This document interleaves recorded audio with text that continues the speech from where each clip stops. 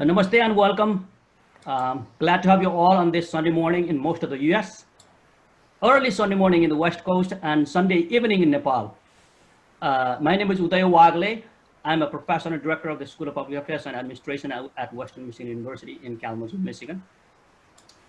This webinar is being organized by Nepali Academics in America, which is a network of academics and researchers based in the US, most of whom have interest in Nepal for education, research, and service.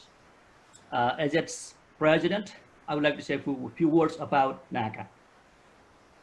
NACA is a membership organization that is independent, nonpartisan, and self-governing. As a network, it provides a platform for broader dialogue, exchange, and collaboration, focusing on the issues that advance research and policy interests in Nepal, as well as professional interests of its members in the US. In a context where many disciplinary associations exist of Nepali academics and professionals, and yet a unified platform is lacking for hundreds of us in the academy. This network works with many sister organizations in bringing a broader coalition for the benefit of us all. Its activities are driven by the shared interests and priorities of its members, whether in the United States, Nepal, or elsewhere. Without talking too much about the organization itself, I would refer to our developing website, nepaliacademics.org, for more information about the organization. Turning into today's event, this webinar is organized to advance our goal of professional exchange and collaboration, focusing on higher education, and so it's appropriately titled Innovation and Collaboration in the 21st Century Higher Education, the US and Nepal. Whereas higher education has its ongoing challenges, who doesn't have those challenges, whether in the US or in Nepal, the pandemic has turned those challenges into a crisis, though of different kinds, requiring a major transformation through innovation. Our esteemed moderator and MC today is Dr. Dinesh Paudel, who is an associate professor of sustainable development at Appalachian State University in North Carolina. Without further ado, it is my distinct privilege and honor to welcome Dr. Paudel and three distinguished panelists. Now I turn it over to Dr. Paudel. हजुर धन्यवाद छ नमस्कार सबैलाई मिलन श्रेष्ठजी हाम्रो चाहिँ अर्गनाइजिङको एकदम सेन्टरमा हुनुहुन्छ केही छ हामीलाई अनाउन्समेन्ट अथवा त्यस्तो हामीले विचार गर्ने कुराहरु सुनिएन तपाईको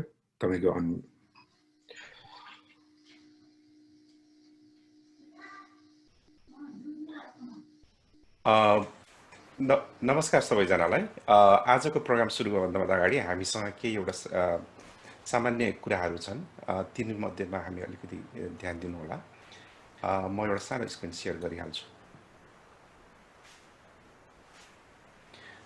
पहिलो कुरा त हामीमा जति पनि हाम्रो गेस्ट स्पिकरहरु हुनुहुन्छ उहाँहरुले पहिलो राउन्डको आफ्नो कुराकानीहरु राख्नुहुन्छ त्यतिन्जेलसम्मलाई आफ्नो क्वेशन एन्ड आन्सरहरुको लागि क्वेशन राख्नु हुनेछ र तपाईहरुले त्यसमा Q&A भनेर च्याट देख्नु हुनेछ त्यसमा चाहिँ आफ्नो क्वेशन राख्नु होला र अन्य सहभागीहरुसँग तपाईहरुले चाहिँ इन्टर्याक्ट गर्न सक्नुहुन्छ च्याट ट्याब भन्ने छ र यो आजको जुमिनाको अन्तिम तर्फमा चाहिँ अन्तिम चरणमा हामीले एउटा सानो सर्वे हुन्छ त्यो सर्वे लिदिनु होला हामीलाई त्यसलाई चाहिँ हुन्छ अब अन्य कुराहरु चाहिँ तपाईहरु जति पनि वक्ताहरु हुनुहुन्छ उहाँहरुले आफ्नो चाहिँ पालन नहुँदासम्म म्युट गरेर राख्दिनु होला ताकि अन्य वक्ताहरुलाई सजिलो होस् फेरि पनि नाकाको तर्फबाट तपाईहरुलाई धेरै धेरै स्वागत छ र हामी आजको कार्यक्रम यो छ दिनेशजी हजुर धन्यवाद छ सबैलाई नमस्कार छ यहाँ आज प्यानलिस्टको रूपमा उपस्थित हुनुभएका विशेष व्यक्तित्वहरु हाम्रो चाहिँ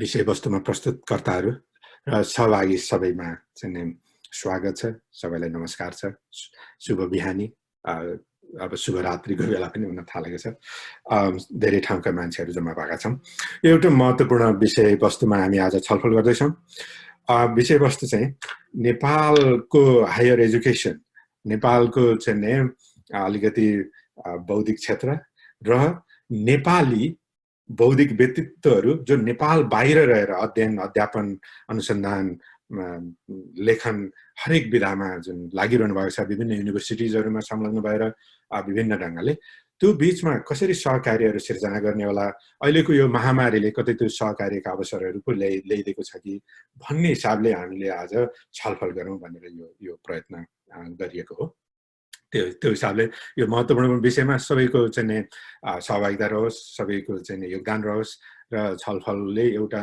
कुनै ढङ्गको बाटो तय गर्न मद्दत गरोस् सयौंको संख्यामा रहेका नेपाली चाहिँ बौद्धिक व्यक्तित्वहरू जो प्रोफेसर्सको रूपमा रिसर्चरको रूपमा एराउन्ड द वर्ल्डमा काम गर्नुहुने हरूले कसरी नेपालको हायर एजुकेसन रिसर्च नलेज प्रोडक्सनमा कन्ट्रिब्युट गर्न सक्लान् कसरी तिनीहरूलाई मोबिलाइज गर्न सकिएला कसरी चाहिँ आउने दिनहरूमा एउटा कोलाबोरेटिभ एप्रोचले अगाडि बढ्न सकिएला भन्ने एक्सप्लोरेसन गर्ने मुख्य उद्देश्य राखौँ आजको यो 1.5 घण्टाको लागि अब यो महत्त्वपूर्ण विषयमा प्रवेश गर्न अगाडि म 1 मिनेटमा छोटो ब्याकग्राउन्डको रूपमा हेर्छु संसारमा अहिले यो हायर एजुकेसन नलेज प्रोडक्सन चाहिँ एउटा क्रिटिकल अवस्थामा पुगेको छ यो क्रिटिकल अवस्थामा विभिन्न ढङ्गले पुगेको छ यो अहिलेको महामारीले यो कोभिड-19 ले ल्याएको महामारीले एक खालको अवस्था ल्याइरहेको छ जहाँ चाहिँ युनिभर्सिटीहरू क्लोज डाउन छन् स्कुलहरू बन्द छन् संसारभरि जो नलेजका लागि लागिरहने सङ्घ संस्थाहरू सारा इन्स्टिट्युसन्सहरू अहिले चाहिँ एउटा क्लोज डाउनको अवस्थामा ल्याएका छन् त्यसले हामीलाई भनेपछि त यसले त नयाँ फरक ढङ्गले हामीले सोच्नु पर्ने रहेछ कि क्या हो भन्ने अवस्था पनि पुर्याइदिएको छ त्यो चाहिँ एउटा अवस्था त्यो रह्यो तर त्यति मात्रै छैन यसमा धेरै कुराहरू पनि छन् विश्वमा हुँदै गएका आर्थिक राजनीतिक वातावरणीय परिवर्तनहरूले पनि हाम्रो नलेज सिस्टममा कुनै ढङ्गको नयाँ थिङ्किङ ल्याउनुपर्छ कि भन्ने अवस्था आएको छ त्यसमा पनि अझ हायर एजुकेसन र स्पेसल्ली यो चाहिँ नलेज प्रोडक्सन सिस्टम चाहिँ ग्लोबल्ली हेर्ने हो भने अलिकति वेस्टर्न कोलोनियल प्रोजेक्ट इन्टरप्राइजको रूपमा कोलोनियल इन्टरप्राइजलाई कन्ट्रिब्युट गर्ने रूपमा ग्लोबली इभल्भ भएकै हो विगत 400-500 वर्षदेखि त्यसलाई अहिले ग्लोबली के रियलाइज पनि हुँदैछ भने यसलाई डिकोलोनाइज नगर्ने हो भने सिम्पली यो चाहिँ लेगेसी कन्टिन्यू हुन्छ त्यसले आफ्टर अल हामीले भोग्दै गरेका आर्थिक राजनैतिक वातावरणीय असरहरूलाई यसले चाहिँ नयाँ बाटो देखाउन सक्दैन भन्ने रियलाइजेसन पनि हुन थालेको छ त्यो हुनाले यसलाई अलिकति प्लेस स्पेसिफिक कन्टेक्स्ट स्पेसिफिक बनाउँदै जानुपर्ने अवस्था पनि छ यो सिस्टमलाई अब अलिकति फरक ढङ्गले चाहिँ हेर्नका लागि विशेष गरी थर्ड वर्ल्ड कन्ट्रीहरू जस्तै नेपाल जस्ता देशमा चाहिँ यसले चाहिँ एउटा डेभलपमेन्टल एप्रोच लियो नलेज प्रोडक्सन चाहिँ यो विकासे नलेजको रूपमा मात्रै सीमित रहेको अवस्था पनि रह्यो केही समयदेखि जसको कारणले हाम्रा इन्डिजिनस नलेज सिस्टमहरू हाम्रा आफ्नै गुरुकुल प्रणालीहरू हाम्रा आफ्नै ध्यान गर्ने नलेज सिर्जना गर्ने हाम्रा संरचनाहरू भत्किन थाले कमजोर हुन थाले कतिपय अवस्थामा विस्थापितै भएको अवस्था पनि छ त्यो हुनाले यो नलेज सिस्टमलाई मोर डिकोलोनाइज गर्ने मोर चाहिँ आफ्नो स्पेसिफिक बनाउने हाम्रो ठाउँमा त्यो छँदैछ तर कस्तो स्थिति रहिदियो भने यसले चाहिँ अलिकति डेभलपमेन्टल विकासे नलेजमा सीमित भएको कारणले कहिलेकाहीँ हामी चाहिँ कस्ता पनि भएका छौँ भने न यताका न उताका अवस्था पनि रहेको छ तर परिस्थिति फेरिएको छ अहिले यो चाहिँ त्यो अवस्थालाई केही फरकपना ल्याउनका लागि अहिलेको महामारी र अहिलेको विकसित चाहिँ घटनाक्रमहरूले विगत केही समयदेखि विकसित घटनाक्रमहरूले मद्दत गर्ला भन्ने हामीलाई लागेको छ ती मद्दत गर्ने धेरै 2-4 कारणहरू छन् एउटा कारण छ नेपाली एकाडेमिक्सहरू संसारभरि निकै सशक्त र चाहिँ निकै क्षमतावान भएर आएका छन् ठुलो सङ्ख्यामा पनि भएकै छन् अहिले अमेरिकाको मात्रै कुरा गर्ने भने 500-600 चाहिँ नेपाली प्रोफेसर्सहरू विभिन्न ढङ्गले कार्यरत भएको अन्दाज गरिन्छ त्यो सङ्ख्या अब चीन भारत युरोप सारा गर्ने भने सयौं अझ मलाई लाग्छ हजारौंको सङ्ख्यामा पुग्ने सम्भावना छ त्यो ठुलो यसले एउटा के इन्डिकेसन गर्छ भने कतै यो ब्रेन ड्रेनको त समस्या होइन भन्ने एउटा इन्डिकेट गर्ला भने अर्को यो कतै अपर्च्युनिटी त होइन कसैले यसले हाम्रो नेपालको नलेज सिस्टम हायर एजुकेसनलाई कतै एकदम हायर लेभलमा पुर्याउनका लागि यसले त अपर्च्युनिटी त दिँदैन भन्ने पनि आएको चाहिँ देखाउँछ यी दुवै सम्भावनाहरूलाई विचार गर्दै अलिकति आजको छलफल अगाडि बढाउँ र यो कोभिड-19 महामारीले कतै यो अवसरलाई क्विक आफ्नो ठाउँमा पुर्याउनका लागि कतै मद्दत गरेको छैन भन्नका लागि हामी छलफल गर्न खोज्दैछौँ यो छलफलमा हामीले 3टा विषयलाई अलिकति प्राथमिकता दिन खोजेका छौँ। एउटा कोलाबोरेसनलाई नै नेपाली बीचमा, जो नेपाली एकाडेमिक्स नेपालका र नेपाल बाहिर रहेका नेपाली एकाडेमिक्स बीचमा कोलाबोरेटिभ पोसिबिलिटिजहरू के होलान्, च्यालेन्जेस कस्ता होलान्, कसरी अगाडि बढ्दा ठिक होला भन्ने एउटा, जो सयौँको हजारौँको सङ्ख्यामा रहेको त्यो नेपाली ब्रेन कसरी नेपालको पक्षमा प्रयोग गर्ने भन्ने एउटा होला। दोस्रो, अलि स्पेसिफिक हुनलाई अलिकति पढाइमा नै, एजुकेसनल सिस्टममा नै कन्ट्रिब्युट गर्ने के छ। अहिले म आफ्नै युनिभर्सिटीमा मेरो घरबाट म क्लास लिइरहेको छु भने अहिले को मान्छे कहाँ बस्छसँग खासै ठुलो सरोकारको विषय नै छैन। त्यो हुनाले हामीले कसरी यो यो यो यो इन्थुजियाजम र यो नलेज पोटेन्सियललाई ट्र्याप गर्न सकौँला नेपालको पक्षमा, दोस्रो कुरा। र तेस्रो चाहिँ अलिकति रिसर्च, अध्ययन अनुसन्धानमै कसरी जोइन्टली अगाडि लान सकौँला, जसले गर्दा हाम्रो नेपालमा आफ्नै खालको नलेज सिस्टमको डेभलप गर्न सकौँला, अध्ययन अनुसन्धान होलान्, जसले गर्दा नेपालका अब विकास एजेन्डा लगायतका नलेजमै कन्ट्रिब्युट। अब गौतम बुद्धको देशमा हामीले अर्काको नलेज धेरै खोजी हेर्नु नै परेन, अब त झन् रामको पनि देश हुनेवाला देखिन्छ। त्यो हुनाले हाम्रा यी अवसरहरूलाई कसरी चाहिँ नि आफ्नो पक्षमा पार्न सकौँला भन्ने विषयमा छलफल गरौँ भनेर चाहिँ नि सोचिएको छ। त्यो विषयमा छलफल गर्नलाई हामीसँग 3 जना महत्त्वपूर्ण व्यक्तित्वहरू यहाँ हुनुहुन्छ आज। हाम्रो पहिलो प्यानलिस्ट हुनुहुन्छ प्रोफेसर हृदयराज बज्राचार्य। उहाँ चाहिँ भाइस चान्सलर हुनुहुन्छ लुम्बिनी बुद्ध युनिभर्सिटीको, र उहाँको लामो एकाडेमिक क्यारियर पाथ छ। उहाँलाई हामी स्वागत गर्न चाहन्छौँ। यहाँको समयको लागि धेरै आभारी छौँ। र उहाँसँग हामीले यी विषयवस्तुहरूमा एउटा चाहिँ मौलिक खालको नलेज सिस्टममा अब लुम्बिनी बुद्ध विश्वविद्यालय भन्दा अर्को उदाहरण के हुन सक्ला, हामीले त्यसलाई चाहिँ ठुलो एउटा एसेट र ठुलो अपर्च्युनिटीको रूपमा हामीले लिएका छौँ। हाम्रो दोस्रो प्यानलिस्ट हुनुहुन्छ, भर्खरै आउनुभएको छ, सरलाई स्वागत पनि छ, शिवलाल भुसाल, प्रोफेसर शिवलाल भुसाल। उहाँ चाहिँ त्रिभुवन विश्वविद्यालयको रेक्टर हुनुहुन्छ। हामीले टियुलाई हेर्न पनि पायौँ सरको पछाडि ब्याकग्राउन्डमा। सरलाई स्वागत छ। सरको चाहिँ नि लामो अध्ययन अनुसन्धान र विशेष गरी सोसियल साइन्स ह्युम्यानिटिज पर्सपेक्टिभबाट नेपालको चाहिँ अलिकति डेभलपमेन्ट रिसोर्स को लाइकको एनालाइसिस प्रशस्त हामीले पढ्ने मौका पाएका छौँ। र यो अब त्रिभुवन विश्वविद्यालय भनेको त नेपालको अब भनौँ न मुटु भनौँ एक ढङ्गले, यसको नलेज सिस्टमका लागि त्यो विषयमा चाहिँ हामी सरको चाहिँ पर्सपेक्टिभहरू आज जान्न सुन्न खोजेका छौँ। र तेस्रो प्यानलिस्ट हुनुहुन्छ प्रोफेसर ज्ञान न्यौपाने। उहाँ अमेरिकाको एरिजोना स्टेट युनिभर्सिटीमा चाहिँ पढाउनुहुन्छ। स्वागत छ यहाँलाई।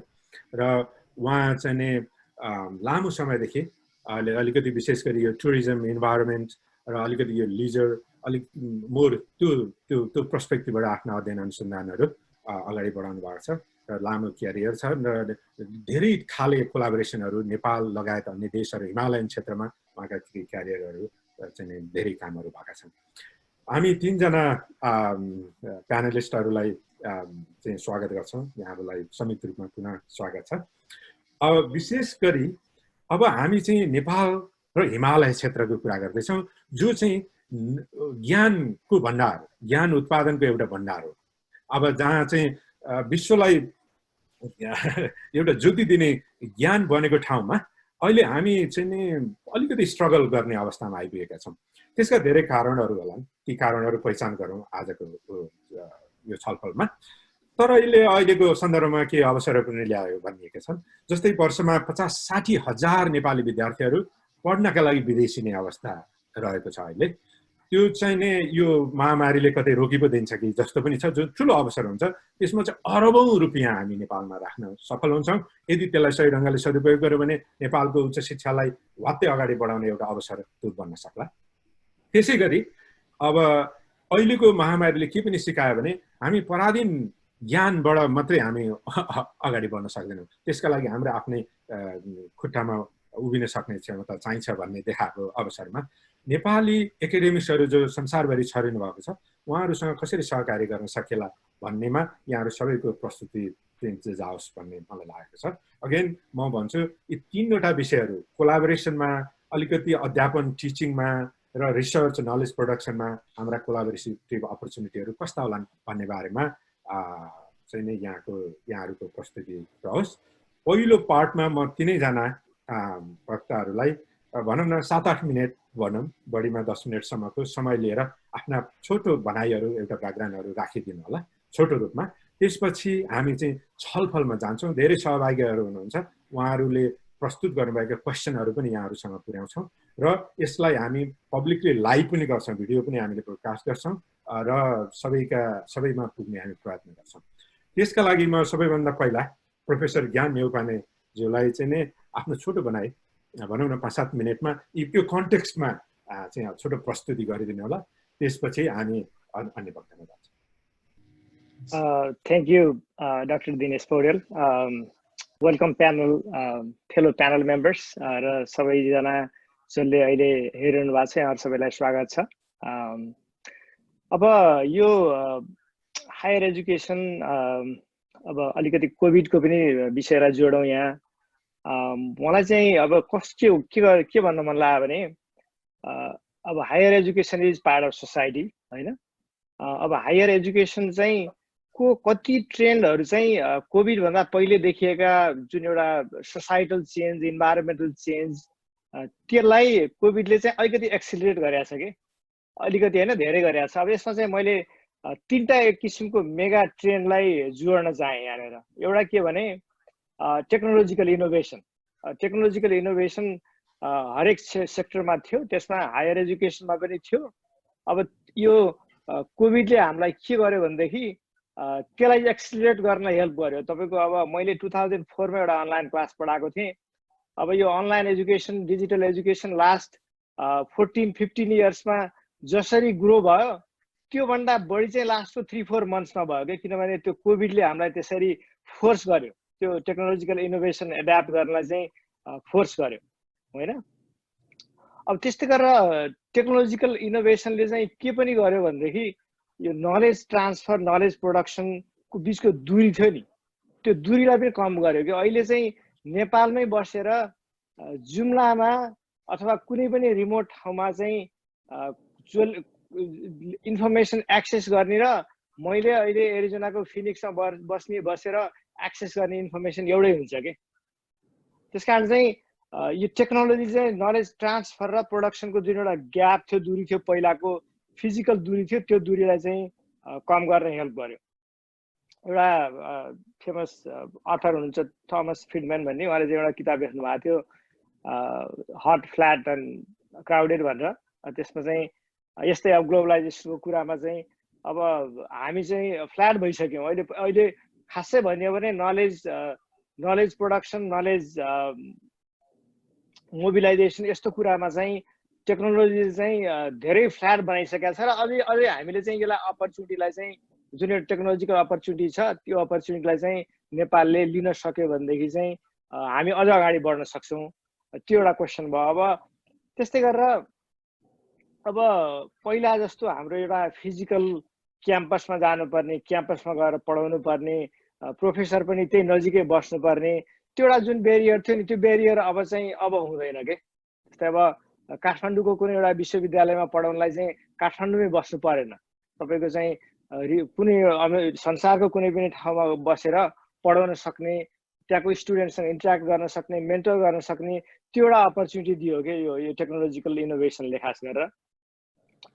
अब यसमा चाहिँ अर्को के एउटा च्यालेन्ज थप्यो भनेदेखि हामी चाहिँ नेपालमा छौँ, नेपालकै कुरा पढौँ, नेपालमा मात्रै फोकस गरौँ, नेपालको लागि वर्कफोर्स बनाऊ भन्ने एउटा ठाउँमा छ। अर्को चाहिँ के भयो भने अब ग्लोबली पनि कम्पिटिटिभ हुनु पर्यो क्या हामी।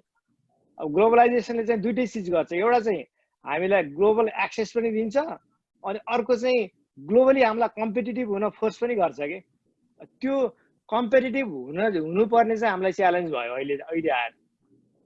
अब हामीले चाहिँ नेपालको हिस्ट्री, नेपालको जियोग्राफी अब जरुरी छ त्यो पढ्न, तर पनि ग्लोबली पनि हामी चाहिँ नलेजेबल हुनु पर्यो। अब ग्लोबली के भइरहेछ भन्ने कुरो चाहिँ जान्न पर्यो। अब सेकेन्ड चाहिँ मैले के राखेँ भनेदेखि सेकेन्ड चाहिँ एउटा स्टुडेन्ट मोबिलिटीको कुरा होइन। सबै अहिले नेपालबाट मात्रै अमेरिकामा 2018 मा चाहिँ 13,000 स्टुडेन्ट आएको रहेछ। 13,000 हेर्नुहोस् है, नेपाल जस्तो एउटा सानो देशबाट अमेरिकामा 13,000 स्टुडेन्ट्स यहाँको चाहिँ टोटल इन्टरनेसनल स्टुडेन्टको नम्बरमा हेर्ने हो भने नेपालको स्टुडेन्टको नम्बर चाहिँ 12th र्याङ्किङमा पर्दो रहेछ होइन। त्यो चाहिँ दुइटै हो, अघि दिनेशजीले भने जस्तो यो नेपालीलाई चाहिँ बाहिर गएर पढ्न पाउने एउटा ग्लोबल एजुकेसन लिन पाउने यो अपर्च्युनिटी पनि पायो, तर एक किसिमको चाहिँ अलिकति ब्रेन ड्रेनको कुराहरू पनि आउला यसमा होइन। अब हामीले लुज पनि गऱ्यौँ, अब अरबौँ डलर लुज पनि गऱ्यौँ त्यहाँनिर। अब अमेरिकामै मात्रै 13,000 आउने भनेपछि त्यस्तै अस्ट्रेलियामा जानुहुन्छ, युरोपतिर जानुहुन्छ होइन, अब इन्डिया जानु होला, चाइना जानु होला, अरूतिर जानेहरूले चाहिँ हाम्रो खास गरेर इकोनोमिक इम्प्याक्ट पनि पर्छ यसो, निकै खर्चिलो हुनसक्छ यो। अब यो स्टुडेन्ट मोबिलिटी चाहिँ अब अहिले हेर्नुहुन्छ भने अमेरिकाको युनिभर्सिटीहरूमा चाहिँ 1 मिलियन इन्टरनेसनल स्टुडेन्ट छन् होइन। That's a big business, billions 45 billion डलरको बिजनेस हो यो। अब यो चाहिँ खासै भन्नुहुन्छ भने कति युनिभर्सिटीहरू मेरो युनिभर्सिटी लगायत थुप्रै युनिभर्सिटीहरू चाहिँ अहिले अब इन्टरनेसनल स्टुडेन्ट नआउने भएपछि अथवा कम हुने भएपछि के गर्ने भन्ने कुरो एउटा ठिक गर्नुपर्ने अवसर दिएको छ यसले। अब कुनै युनिभर्सिटीहरू हुन्छ भने युनिभर्सिटी अफ साउदर्न क्यालिफोर्निया भन्ने लस एन्जलसमा एउटा युनिभर्सिटी छ, त्यसको चाहिँ अब 26% चाहिँ इन्टरनेसनल स्टुडेन्ट छन्।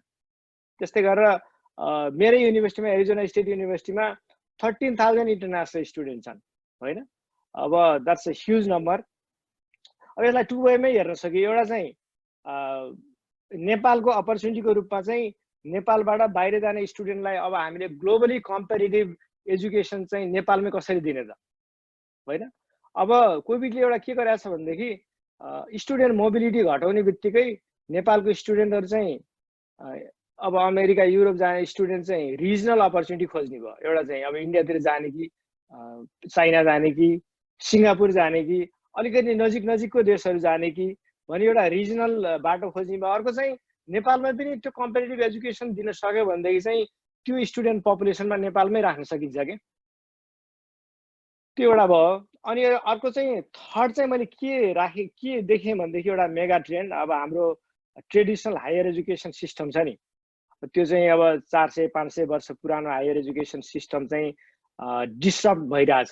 लास्टको तपाईँको 50-60 वर्षदेखि डिस्ट्रप्सन थियो, त्यसलाई चाहिँ यसले अझ एक्सिलरेट गर्यो होइन। अब खासै भन्नुहुन्छ भने हायर एजुकेसन चाहिँ का धेरै चुनौतीहरू, धेरै समस्याहरू छन्। जस्तो अब यो एक्सक्लुसिभ छ, जसले जो रिच छ, जो प्रिभिलेज छ, उसले चाहिँ सजिलै एजुकेसन लिन पाउँछ।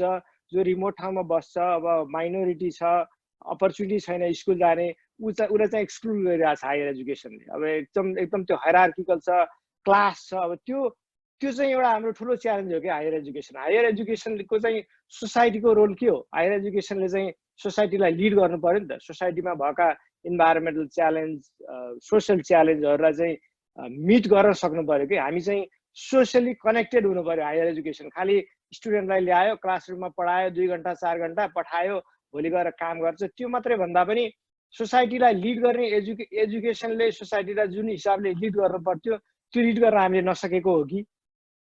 त्यसलाई चाहिँ हामीले अब रिइमेजिन गर्नुपर्ने, रिथिङ्क गर्नुपर्ने, ट्रान्सफर्म गर्नुपर्ने, त्यो पनि एउटा अपर्च्युनिटी पनि दिन्छ क्या यसले। यो अब जति बेला क्राइसिस आउँछ त्यति बेला बल्ल अपर्च्युनिटीको कुरा, यो यस्तो ट्रान्सफर्मेसनका कुरा आउँछन् कि। किनभने अहिले त चलिरहेको हुन्छ नि त, अहिले त यो काम गर्नेले गरिरहेछ, पढ्नेले पढिरहेछ, कसैलाई त्यो थिङ्क गर्नुपर्ने बाध्यता भएन क्या त्यहाँ चाहिँ। अब अहिले चाहिँ कोभिडले हामीलाई चाहिँ त्यो सोच्नलाई बाध्य बनायो। अब नेपालको र अब हामी खास गरेर डायस्पोरा नेपाली एकाडेमिक्स जो चाहिँ अमेरिकामा अथवा अस्ट्रेलियामा अथवा युकेमा, युरोपमा अथवा अरू कुनै देशमा छौँ, अब त्यो हामीलाई यो तिनटै चिज, जुन चिज मैले अघि भर्खरै भने, त्यो तिनटै चिजले एउटा च्यालेन्ज पनि दिएको छ, तर अपर्च्युनिटी एकदम धेरै अपर्च्युनिटीहरू ल्याएको छ होइन। टिचिङकै कुरा गर्नुहुन्छ भनेदेखि अब अहिले मैले पनि अब हाम्रो मार्चमा कोभिड सुरु भएपछि चाहिँ लकडाउन सुरु भएपछि बाँकी सेमेस्टर चाहिँ घरमै बसेर पढाएँ होइन। तर त्यो पढाउँदाखेरि चाहिँ जसरी मैले क्लासमा बसेर पढाएको थिएँ त्योभन्दा फरक चिज केही पनि भएन कि। यदि त्यसरी एजुकेसन दिन सकिन्छ भनेदेखि त कोही जहाँ कहीँबाट पनि हामीले खास गरेर नेपाली डायस्पोराले चाहिँ नेपालको एजुकेसनमा टिचिङमा चाहिँ कन्ट्रिब्युट गर्न सक्ने भयो। अब क्लासहरू पढाएर हुन्छ कि, ग्रेजुएट स्टुडेन्टहरूलाई चाहिँ मेन्टर गरेर हुन्छ कि होइन, उनीहरूलाई चाहिँ प्रोजेक्टमा इन्भल्भ गरेर हुन्छ कि, अब हामी सबै डायस्पोरा नेपाली एकाडेमिक्सको रिसर्चरको एउटा हाम्रो के भित्रैदेखि लागेको चाहिँ मलाई लागेको र अब मलाई लाग्छ सबैलाई चाहिँ लागेको के भने नेपालमा म चाहिँ अब टियुमा पढेँ, त्रिभुवन युनिभर्सिटीको डिग्री छ मसँग होइन, नेपालमै बसेँ, नेपालमै हुर्केँ, नेपाल चाहिँ राम्रोसँग बुझेको छु, नेपालको कल्चर बुझेको छु, मैले नेपालमा थुप्रै कन्ट्रिब्युट गर्ने चाहिँ चाहना छ मेरो होइन। त्यो चाहनालाई चाहिँ कसरी पुरा गर्न सकिन्छ भन्दाखेरि मैले इन्डिभिजुअल लेभलमा त गर्छु होइन। अब हरेकचोटि वर्षमा एकचोटि म नेपाल जान्छु, नेपाल गएको बेलामा चाहिँ साथीभाइहरूलाई चाहिँ खबर गर्छु, ल आउने मेरो क्लासमा आइज पढाइदे, एउटा क्लास लिइदे भन्नुहुन्छ साथीहरू। त्यो खालको कन्ट्रिब्युसन त मैले गर्छु, तर हामी अलिकति खास गरेर कलेक्टिभ रूपमा चाहिँ कोलाबोरेटिभ रूपमा जान सक्यो भनेदेखि चाहिँ अलि बढी पावरफुल हुन्थ्यो कि, अलि बढी इफेक्टिभ हुन्थ्यो कि। खास गरेर टिचिङमा एउटा भयो, त्यस्तै गरेर रिसर्चमा पनि हुनसक्छ होइन। रिसर्चमा अघि दिनेशजीले भने जस्तो अब यो नलेज कस्तो छ भने अहिले चाहिँ नलेज प्रोडक्सन र नलेज ट्रान्सफर चाहिँ वान वे ट्राफिक छ कि। वेस्टमा नलेज प्रड्युस हुन्छ अनि त्यो प्रड्युस भएको नलेज चाहिँ वेस्टमा अथवा नर्थमा भन्नुहोस् अनि साउथतिर जान्छ त्यो होइन। ग्लोबल नर्थबाट ग्लोबल साउथमा जाने एउटा च्यानल छ। त्यो च्यानल पनि हामीले अब रिथिङ्क गर्नुपर्छ कि यस्तो चिजहरूलाई चाहिँ। जस्तै हामीसँग तपाईँको अब मैले नेपालको कलेजमा पढ्दाखेरि चाहिँ एउटा त्यो हिमालयन ट्रेजेडी भन्ने एउटा थ्योरी हामी पढ्थ्यौँ। त्यसमा चाहिँ नेपालको हिमालयन प्रब्लम कसरी भएको भन्दाखेरि हामी पुवर भएर भएको होइन, हामी ल्यान्डलक भएर भएको होइन भन्ने कुराहरू चाहिँ त्यस्तो कुराहरू आउँथ्यो कि। त्यो चाहिँ खास भने वेस्टले सिकाएको रहेछ कि हामीलाई। हामी चाहिँ फ्याजल भएको, हाम्रो हिमालयन रिजन फ्याजल भएको चाहिँ हामी गरिब भएर मात्रै होइन कि, हाम्रो चाहिँ होल त्यो जियोग्राफी फ्याजल, हाम्रो त्यो टोपोग्राफी, हाम्रो त्यो ल्यान्ड, हाम्रो त्यो माउन्टेन सबै त्यो नेचुरल फ्याक्टर छ त्यहाँ होइन। अब पोभर्टी मात्रै भन्दा पनि इन्स्टिट्युसनल कुराहरू होला, नेचुरल रिसोर्सको कुराहरू होला। अब यस्तो चिजहरू चाहिँ हामीलाई चाहिने नलेज आफैले प्रड्युस गर्न सक्नुपर्छ कि। अब यस्तो वेस्टर्न नलेजलाई चाहिँ हामीले अलिकति च्यालेन्ज पनि गर्न सक्नुपर्छ होइन। अब नलेज प्रोडक्सनमा भन्नुहुन्छ भनेदेखि अब वेस्टर्न थिङ्किङ र हाम्रो इस्टर्न थिङ्किङमा धेरै कुराहरू डिफ्रेन्ट छ। हामी कलेक्टिभिस्ट सोसाइटी हो होइन। अब तपाईँ म कहिलेकाहीँ चाहिँ त्यो नेपालमा गएको बेला सर्वे गरेर खोज्छु, सर्वे गर्दाखेरि चाहिँ एकजनालाई क्वेसन सोध्यो भने गाउँभरिका मान्छे जुट्छन् के। मान्छे जुटेपछि के भयो भने त्यो चाहिँ कसैको सिङ्गल ओपिनियन होइन, त्यो चाहिँ कलेक्टिभ ओपिनियन हुन्छ क्या त्यो। तर त्यो चाहिँ हाम्रो अब वेस्टमा के हुन्छ भने कसैलाई क्वेसन सोध्यो भने त्यो एकदम नितान्त प्राइभेट हुन्छ कि त्यो क्वेसन चाहिँ, त्यो एन्सर भनेको। अब हामी कलेक्टिभिस्ट सोसाइटीमा हुर्केकाहरू हाम्रो चाहिँ इपिस्टेमोलोजिकल कुराहरू कसरी रिसर्च गर्ने, कस्तो मेथडहरू युज गर्ने, हाम्रै खालको मेथड हामीले डेभलप गर्न सक्नुपर्छ होइन। त्यो चाहिँ रिसर्चमा कोलाबोरेसनमा चाहिँ हामीले खास गरेर नेपाली एकाडेमिक्स जो नेपालमा हुनुहुन्छ अथवा डायस्पोरा एकाडेमिक्स नेपालभन्दा बाहिर हुनुहुन्छ, हामीले चाहिँ सहकार्य गर्न सक्यौँ भनेदेखि, कोलाबोरेटिभ काम गर्न सक्यौँ भनेदेखि थुप्रै अपर्च्युनिटिजहरू छ। अब यो अपर्च्युनिटी कस्तो पनि हुँदो रहेछ भने हामीले नेपालमा निकालेको नलेज चाहिँ जबसम्म ग्लोबली हामी जाँदैनौँ नि तबसम्म चाहिँ हामी फेरि लिमिटेड हुन्छौँ कि। सानो हाम्रो नेपालको दायराभित्र लिमिटेड हुन्छौँ, संसारले पढ्दैन यसलाई। चाहिँ हामीले खास गरेर कोलाबोरेसन गर्दाखेरि चाहिँ स्पेसल इस्युहरू निकालेर हुन्छ कि, जोइन्ट कन्फरेन्सहरू गरेर हुन्छ कि, संसारलाई चाहिँ देखाउनु पर्यो कि हाम्रो नलेज के हो, हामीले कसरी नलेज। हामी आउँछौँ फेरि यो विषयमा, फेरि आउँछौँ क्वेसन। त्यस कारण चाहिँ मैले अहिले चाहिँ यति नै राखेँ दिनेशजी, अब फेरि आउँला अब त्यो विषयमा। हस् हस्, धन्यवाद। अब हामी हाम्रो त्रिभुवन विश्वविद्यालयका रेक्टर प्रोफेसर शिवलाल भुसाल सरसँग जान्छौँ। बढीमा 10 मिनटभित्र सरले आफ्नो रिमार्क राख्नु, त्यसपछि हामी क्वेसनमा हामी प्रस्तुत गर्छौँ। सरले अनम्युट गर्नुपर्ने हो।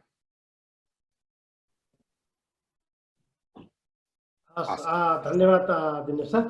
आदरणीय सहभागी प्रोफेसर सर, ज्ञान सर, मिलन सर, दिनेश सर लगायत सम्पूर्ण साथीहरू,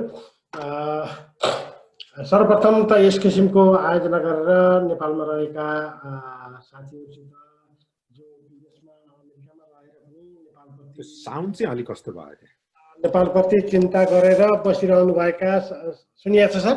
सुनिएको छ। निरन्तर चिन्ता गरेर हामी कसरी नेपाललाई बनाऊ, हामी यहाँ रहेर पनि केही गर्न सकिन्छ कि के सकिएला भनेर जुन चिन्ता जाहेर गरी यस किसिमको कार्यक्रमको आयोजना गर्नुभयो त्यसको लागि यहाँहरूलाई धेरै धेरै धन्यवाद दिन चाहन्छु। मूलत त्यहाँ रहेर पनि हामी नेपालसँग कसरी सहकार्य गर्न सकौँला भन्ने सन्दर्भमा यसभन्दा पहिले हाम्रो पोलिसी इन्स्टिच्युट हो कि ब्रेन गेन सेन्टर हो जस्तो लाग्छ मलाई बाट एउटा अन्तर्क्रिया कार्यक्रम भएको थियो। त्यस्तै विभिन्न चरणमा हामीले त्रिभुवन विश्वविद्यालयसित जोडेर यसका कार्यक्रमहरूमा विभिन्न किसिमले आउने यहाँहरू जस्तै विभिन्न किसिमले धेरै फ्याकल्टीहरू हामीसँग जोडिनु भएको छ। त्यहाँ अमेरिकामा रहेका जस्तै श्याम भाइ, कृष्ण विष्टहरू, मेघ महत, रामचन्द्र राई जस्तो लाग्छ मलाई, मिलनलाल नकर्मी, मुकेश, जगत, दीपनारायण, नरेश, अब विभिन्न सरहरू जस्तै केशव भट्टराई लगायत सरहरू हामी रेगुलर सम्पर्कमा रहनुहुन्छ। उहाँहरूले हामीले विश्वविद्यालयलाई के गर्न सक्छौँ, बेलामा सहयोग खबर गरौँ सर भनेर फोनहरू पनि सम्पर्क पनि गर्नुभएको छ। म यहाँहरू सबैलाई विदेशमा रहेर पनि नेपालप्रतिको जुन यहाँहरूको चिन्ता र हामीले आफ्नो विश्वविद्यालयलाई कसरी व्यवस्थापन गर्न सकिन्छ, कसरी अगाडि लान सकिएला, नेपाललाई के योगदान गर्न सकिएला हाम्रो क्षेत्रबाट नलेज प्रडक्सनको क्षेत्रमा भन्ने जुन कुरा छ त्यसप्रति म आभार प्रकट गर्न चाहन्छु। यहाँहरूको चिन्तालाई म सम्मान गर्न चाहन्छु। खास गरी पछिल्लो समय कोभिडको आउटब्रेक पछि विश्वव्यापी रूपमा एक किसिमले निराशा छाए पनि अर्को किसिमले यो यी किसिमका गतिविधि सम्पर्क सम्बन्धहरू बढ्ने र अनलाइनको माध्यमबाट टाढाका मानिसहरू पनि नजिक हुने जुन कामहरू भएको छ यसले खास गरी हाम्रो टेक्नोलोजिकल एडाप्टेसन र नलेज ट्रान्सफर्मेसनमा महत्त्वपूर्ण योगदान गरेको छ र हामी कहाँ छौँ त, हाम्रो अवस्था के रहेछ त भनेर सबैलाई एकपटक चिनाउने माध्यम बाध्य बनाएको छ। विकसित भनिएका देशहरूको अवस्था अथवा हामी कमजोर ठाउँमा अविकसित भनेर रहेका देशहरूको अवस्था यी सबै यथार्थ धरातल हामीले अहिले महसुस गर्न पाएका छौँ र त्यसै अनुसार अब त अवस्था त हाम्रो फरक रहेछ, हामीले जे कल्पना गरिरहेका छौँ त्यो अवस्था त फरक रहेछ भन्ने चिनाउने कुराहरू गरेको छ। म अहिले अब त्यतातर्फ लागिन र हाम्रा धेरै सम्भावनाहरू छन् जस्तै सरहरूले यहाँ धेरै एक्सप्लोर कुराहरू हाम्रो ज्ञान सरले पनि राखिसक्नुभयो, अगाडि सरहरूले लगायत कुराहरू राख्नुभयो। हाम्रो सम्भावनाका क्षेत्रहरू विभिन्न क्षेत्रहरू छन् र अहिले त्रिभुवन विश्वविद्यालयको अवस्था खास गरिकन कोभिडको आउटब्रेक पछि हाम्रा पठन पाठन र परीक्षाहरू एकाएक अवरुद्ध भइसकेपछि एक खालको निराशा जताततै छाएको थियो र हामीले होइन यसलाई अलिकति रूपान्तरण गर्नुपर्छ भनेर केही विदेशका साथीहरू सहितको केही हाम्रा टिचरहरूसँग ट्रेनिङका कार्यक्रमहरू चलायो, अनलाइन ट्रेनिङका कार्यक्रमहरू र त्यस्तै एउटा मोटिभेसन सिर्जना गर्यो।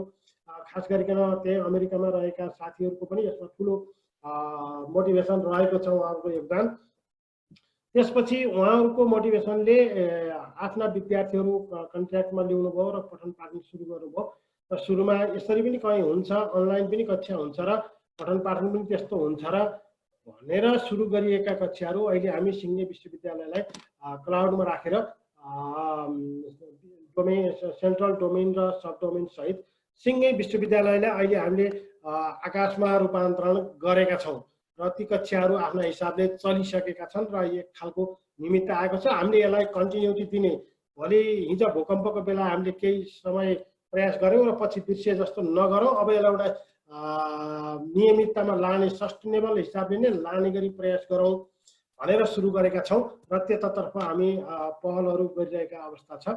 र पछिल्लो समय यस्तै सरहरूले म्याडमहरूले जस्तै प्रयासहरू विदेशबाट पनि ल है अब हाम्रो टेक्नोलोजिकल ट्रान्सफर्मेसन र अरू क्षेत्रहरू खास गरी हाम्रा पूर्वीय दर्शन ज्ञानहरूलाई पनि संसारभर लाने प्रयासहरू हामी जोडिएर सँगसँगै जानुपर्छ भन्ने जागरण एक खालको हामीलाई झकझगाउने कामहरू भएको छ। त्यसको लागि म विदेशमा रहेका साथीहरूलाई पनि धन्यवाद दिन चाहन्छु, किनभने यहाँहरूले त्यो अवसर पाउनुभयो कि यहाँ जन्मिएर हुर्केर केही अध्ययन गरिसकेपछि त्यहाँको परिवेशसँग बुझ्दा त्यहाँ पनि त थियो त यो यस्तो कुराहरू, हामीले नेपालमा पनि त यस्तो कुराहरू थियो त, यसलाई त यसरी जोड्न सकिन्छ। यसले ठुलो माध्यम बन्दो रहेछ सरहरूलाई त्यो खालको आत्मविश्वास हामी अमेरिकामा जे देख्यौँ अथवा अरू विदेशमा जे देख्यौँ त्यो त नेपालमा पनि रहेछ। त्यसलाई कसरी हामी अगाडि उठाउन सक्छौँ भन्ने ज्ञानहरू र हामीलाई झकझकाउने कुराहरू ठुलो योगदान हुँदो रहेछ। त्यसैले हामीले यसलाई जोड्नको लागि टियु अल्मुनाई पनि गठन गरेका छौँ र विभिन्न देशहरूमा रहेका हाम्रा टियुका प्रडक्टहरू हाम्रा अल्मुनाईहरूलाई कसरी जोड्ने भनेर पहल पनि गरिरहेका छौँ। हामीले अस्ति भर्खर मात्रै पनि अल्मुनाई एसोसिएसनलाई बोलाएर त्यस किसिमका गतिविधिसँग जोडिदिनुहोस्, उहाँहरूले बिल्डिङ चाहियो अथवा के चाहियो भन्नुभएको थियो। बिल्डिङ हामी अरू किसिमले खोजौँला, तपाईँहरूको यो फिजिकल फिनान्सियल सपोर्ट भन्दा पनि हामीलाई नलेज प्रडक्सनमा विदेशमा रहेका हाम्रा अल्मुनाई साथीहरूसँग जोडिदिनुहोस्। कहाँ कसरी हुनुहुन्छ उहाँहरूलाई रिक्वेस्ट गरेर उहाँहरूले आफ्ना आफ्ना ठाउँमा गर्नुहुन्छ र जोइन्टली नेपाललाई के गर्न सकिन्छ, सम्भावनाहरू के छन् भनेर उहाँहरूले प्रयत्न गर्नुहुनेछ। त्यसले हामीलाई ठुलो योगदान दिनेछ र हाम्रो विद्यार्थीहरूलाई एक्सपोजर दिने कुराहरू रहन सक्छ। खास गरिकन हाम्रा यो टिचिङसँग सम्बन्धित टिचिङ पेडागोजीका कुराहरूसँग उहाँहरूसँग हामीले हेल्प लिन सक्छौँ। फ्याकल्टी डेभलपमेन्टसँग कुराहरू गर्न सक्छौँ। रिसर्च र पब्लिकेसनमा हामीले उहाँहरूसँग जोइन्टली कोल्याबोरेसन गर्न सक्छौँ। अरू कोल्याबोरेटिभ रिसर्चहरू हुनसक्छ। कन्फरेन्स जोइन्ट कन्फरेन्सले हाम्रा प्राध्यापक विद्यार्थीहरूलाई एक खालको आत्मविश्वास र एक्सपोजर डेभलप गर्न पक्कै पनि महत्त्वपूर्ण भूमिका खेल्न सक्छ। यी कुरातर्फ जाउँ। त्यस्तै यदि अब त्यहाँ हामीसँग रिसोर्स अथवा नलेजको सपोर्ट गर्न सकिन्छ भने खास गरिकन हाम्रा उहाँहरूले बुझेका कुराहरू हाम्रो एग्रिकल्चर सेक्टर, फरेस्ट्री सेक्टर, त्यस्तै टुरिज्म अथवा हिमालयन, अघि सरहरूले भन्नुभयो हिमालयन र हाई अल्टिच्युडका कुराहरूलाई हामीले बायोडाइभर्सिटीका कुराहरूलाई उहाँहरूले के महसुस गर्नुभएको छ र कसरी जोड्न सकिन्छ, तिनीहरूलाई कसरी अपलिफ्ट गर्न सकिन्छ, यी कुराहरूसँग जोडेर सँगै जान सक्छौँ। त्यस्तै वास्तवमा पूर्वीय दर्शन र नेपाल भनेको पूर्वीय ज्ञानको भण्डार हो। यी ज्ञानका भण्डारहरूलाई हामीले कसरी, हामीले जानेको त केही होइन भन्ने जुन फिलिङ्स थियो त्यसलाई पूर्वीय दर्शन अहिले अब को फेरि पुनर्जागरण हुने अवस्था छ। त्यसमा उहाँहरूको महत्त्वपूर्ण योगदान हुनसक्छ। तिनको खोजी गर्ने, तिनीहरूको पब्लिकेसन गर्ने, त्यसलाई एक्सपोजर दिने कुराहरूमा पक्कै पनि ठुलो योगदान हुनसक्छ र त्यो कन्फिडेन्सियलिटी डेभलप गर्न हाम्रा प्रोफेसरहरू, नेपालमा रहेका प्रोफेसरहरूलाई उहाँहरूले ठुलो योगदान गर्न सक्नुहुन्छ। त्यस्तै हाम्रा इन्डिजिनियस नलेजहरू छन्, त्यो कुराहरू उहाँहरूले यहाँबाट सिकेर जानुभएको छ, देखेर जानुभएको छ र त्यो कसरी त्यहाँ उन्नत भनेर आएको छ र त्यसलाई कसरी हामीले हाम्रो क्षेत्रमा उन्नत भनेर बनाउन सक्छौँ, त्यो हाम्रो इन्डिजिनियस नलेजलाई, स्किललाई कसरी अगाडि बढाउन सकिन्छ भन्ने कुराहरूमा पनि सहयोग रहन सक्छ भन्ने कुराहरू यी विभिन्न विषयहरूमा निरन्तर छलफल र बहस गर्ने प्रयास हामीहरूको रहेको छ। यदि यस्तै सरकारका साथ सहयोग रह्यो भने हामी त्यसतर्फ अत्यन्तै यो अवसर, यसले जुन कोभिडले जुटाएको र हामीलाई एउटा आइटीसँग जोडेर, डिजिटलाइजेसनसँग जोडेर यहाँहरूसँग हाम्रा एक्सपोजर, हाम्रा विद्यार्थी, हाम्रा टिचरहरू र इन्ट्रेक्सन गरेर जुन अवसर जुटेको छ, यसले विभिन्न अप्सनहरू, अवसरहरूको खोजी जुटाउने छ। यो अभ्यास प्रयास निरन्तर रहोस्। मैले अहिले सुरुमा यति मात्र राखेँ। हस् हस् Vishal sir, thank you so much. हामी फेरि आउँछौँ विभिन्न प्रश्नहरू लिएर। अब म चाहिँ नि हाम्रो तेस्रो प्रस्तुतिको लागि म चाहिँ नि लुम्बिनी बुद्ध विश्वविद्यालयको भाइस चान्सलर हृदयराज वज्राचार्य सरसँग जान्छु। तर म कसरी क्वालिफाई गरौँ भने यो विशेष अवस्था हो। हाम्रो बुद्ध विश्वविद्यालय भनेको कतै यो अल्टरनेटिभ नलेज सिस्टम, अल्टरनेटिभ एजुकेसनको एउटा प्रारूप त होइन, कतै यो चाहिँ नि पूर्वीय संस्कृति त भनियो, कहीँबाट थाल्नु पर्यो नि। हामीले थाल्ने अवसर के छन्, यसमा हामी संसारभर छरिएका नेपाली इन्टेलेक्चुअल्सहरूले कसरी कन्ट्रिब्युट गर्न सक्छौँ र हाम्रा अहिलेका च्यालेन्जहरू कस्ता छन्, छोटोमा सरले प्रस्तुति गरौँ, त्यसपछि हामी फेरि पुनः राउन्ड गरिने हुन्छौँ। हस्, नमस्कार सबैलाई। सबैभन्दा पहिला यो innovation and collaboration in the 21st century higher education US and Nepal theme साथ हाम्रो नेपाल एकाडेमिक्स इन अमेरिकाबाट जुन यो थालनी भएको छ यसबाट म धेरै नै खुसी लाग्यो र यहाँहरूप्रति म पुनः यो कृतज्ञता साथ धन्यवाद ज्ञापन गर्न चाहन्छु र हामीले लुम्बिनी बौद्ध विश्वविद्यालयले हामीले थालेको लुम्बिनी बौद्ध विश्वविद्यालयको सँगसँगै थालनी भएको जुन अभियान छ त्यो अभियानलाई विश्वसँग जोड्नु हामीलाई आवश्यकता थियो नै यसको लागि यो आजको जुन यो मौका मिल्यो यो बुद्धको दर्शन अनुसार त यो पहिलाको कुन कुन कर्मबाट कुन कुन चाहिँ हाम्रो मनस्थिति कार्य त्यो सबैको चाहिँ संयोजन भएर यो आजको यो समय जुटेको हो यहाँलाई पुनः म नमस्कार गरेर म लुम्बिनी बौद्ध विश्वविद्यालयकै अलिकति यसको ब्याकग्राउन्डबाट म सुरु गरौँ त्यसो भन्दाखेरि म नमो बुद्धाय नमो धर्माय नमो सङ्घाय नमो रत्नत्रयाय पनि भन्छ यसलाई रत्नत्रय तीनटा रत्न यो भगवान बुद्धले दिनुभएको दर्शन सबैलाई समाज कसरी अगाडि जानुपर्छ भनेर दिनुभएको यो मलाई जहाँसम्म लाग्छ यो कालजयी दर्शन हो यो अब अहिले हालै मात्रै युनाइटेड नेसनले यो सस्टेनेबल डेभलपमेन्ट गोल सहित विश्वलाई अगाडि कसरी जानुपर्छ भन्ने नयाँ क्याम्पेन थालनी गर्यो र त्यो क्याम्पेनको मुख्य आधार भनेको के हो त भन्दाखेरि नलेज बेस्ड सोसाइटी बनाउनु पर्छ भन्ने हो अनि नलेज बेस्ड सोसाइटी किन बनाउनु पर्छ त भन्दाखेरि हामी जहाँ बसिरहेछौँ यो पृथ्वी र यसको धरती यसको आकाश यसको वातावरण यो सबै चाहिँ नि यसलाई जोगाइराख्नु मात्र होइन कि हामीले भविष्यको जुन पुस्ता छ त्यो पुस्तालाई अझ योभन्दा राम्रो सुन्दर बनाएर दिन सक्यो भने राम्रो एटलिस्ट जे छ त्योभन्दा बिग्रेको अवस्थामा त दिनै हुँदैन नि भन्ने त्यो रियलाइजेसन साथ आएको हो त्यो यो रियलाइजेसन भनेको नलेज हो नलेज बेस्ड सोसाइटी चाहिन्छ भन्ने कुरा हो त्यसै हिसाबले यो बुद्ध भने के हो त भन्दाखेरि बुद्ध भनेको इम्बडिमेन्ट अफ नलेज हो अनि इम्बडिमेन्ट अफ नलेज मात्र होइन विजडम पनि हो नलेज मात्र भएर पुग्दैन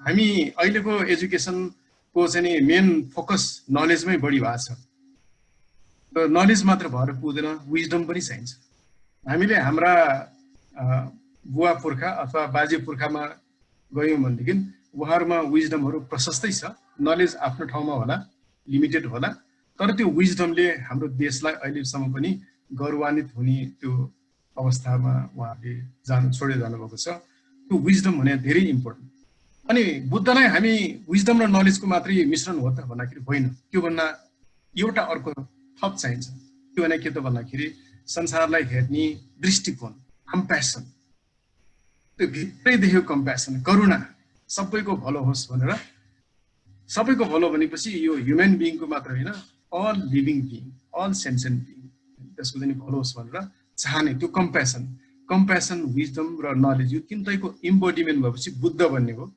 त्यसैले बुद्ध भनेको कुनै भगवान स्वर्गबाट झरेको भगवान होइन यो भनेको के हो त भन्दाखेरि यो तिनटै कुराको इम्बोडिमेन्ट गरेको हो यो बुद्धको एउटा परिपाटी नै हो भनिन्छ बुद्ध शाक्य मुनि बुद्ध हामीले सिद्धार्थ गौतमलाई भन्छौँ शाक्य कुलमा जन्मभएको राजकुमार पछि बुद्ध बनेको हो त्योभन्दा अगाडि पनि बुद्ध बनेका थिए र नेपालमै अहिले लुम्बिनी क्षेत्रमै भन्दाखेरि त्यहाँ कल्कुछन्द बुद्ध र कनकमुनि बुद्ध त्यसको चाहिँ यो ऐतिहासिक रूपमै अशोकले यहाँनिर यो कल्कुछन्द बुद्धको जन्म भएको ठाउँ यहाँनिर चाहिँ यो कनकमुनि जन्म भएको ठाउँ भनेर अशोक स्तम्भ गाडेको छ र त्यहाँ चाहिँ इन्स्क्राइब गरेर राखेको यो आजभन्दा चाहिँ करिब 2200 वर्ष अगाडिको कुरा हो भनेपछि यो बुद्ध भनेको कुनै हामीले यो अलौकिक भन्दा पनि समाजलाई ड्राइभ गर्ने त्यो बेलाको चाहिँ एउटा यो इन्लाइटेन पर्सन हो जसले कि आफू इन्लाइटेन त भयो नै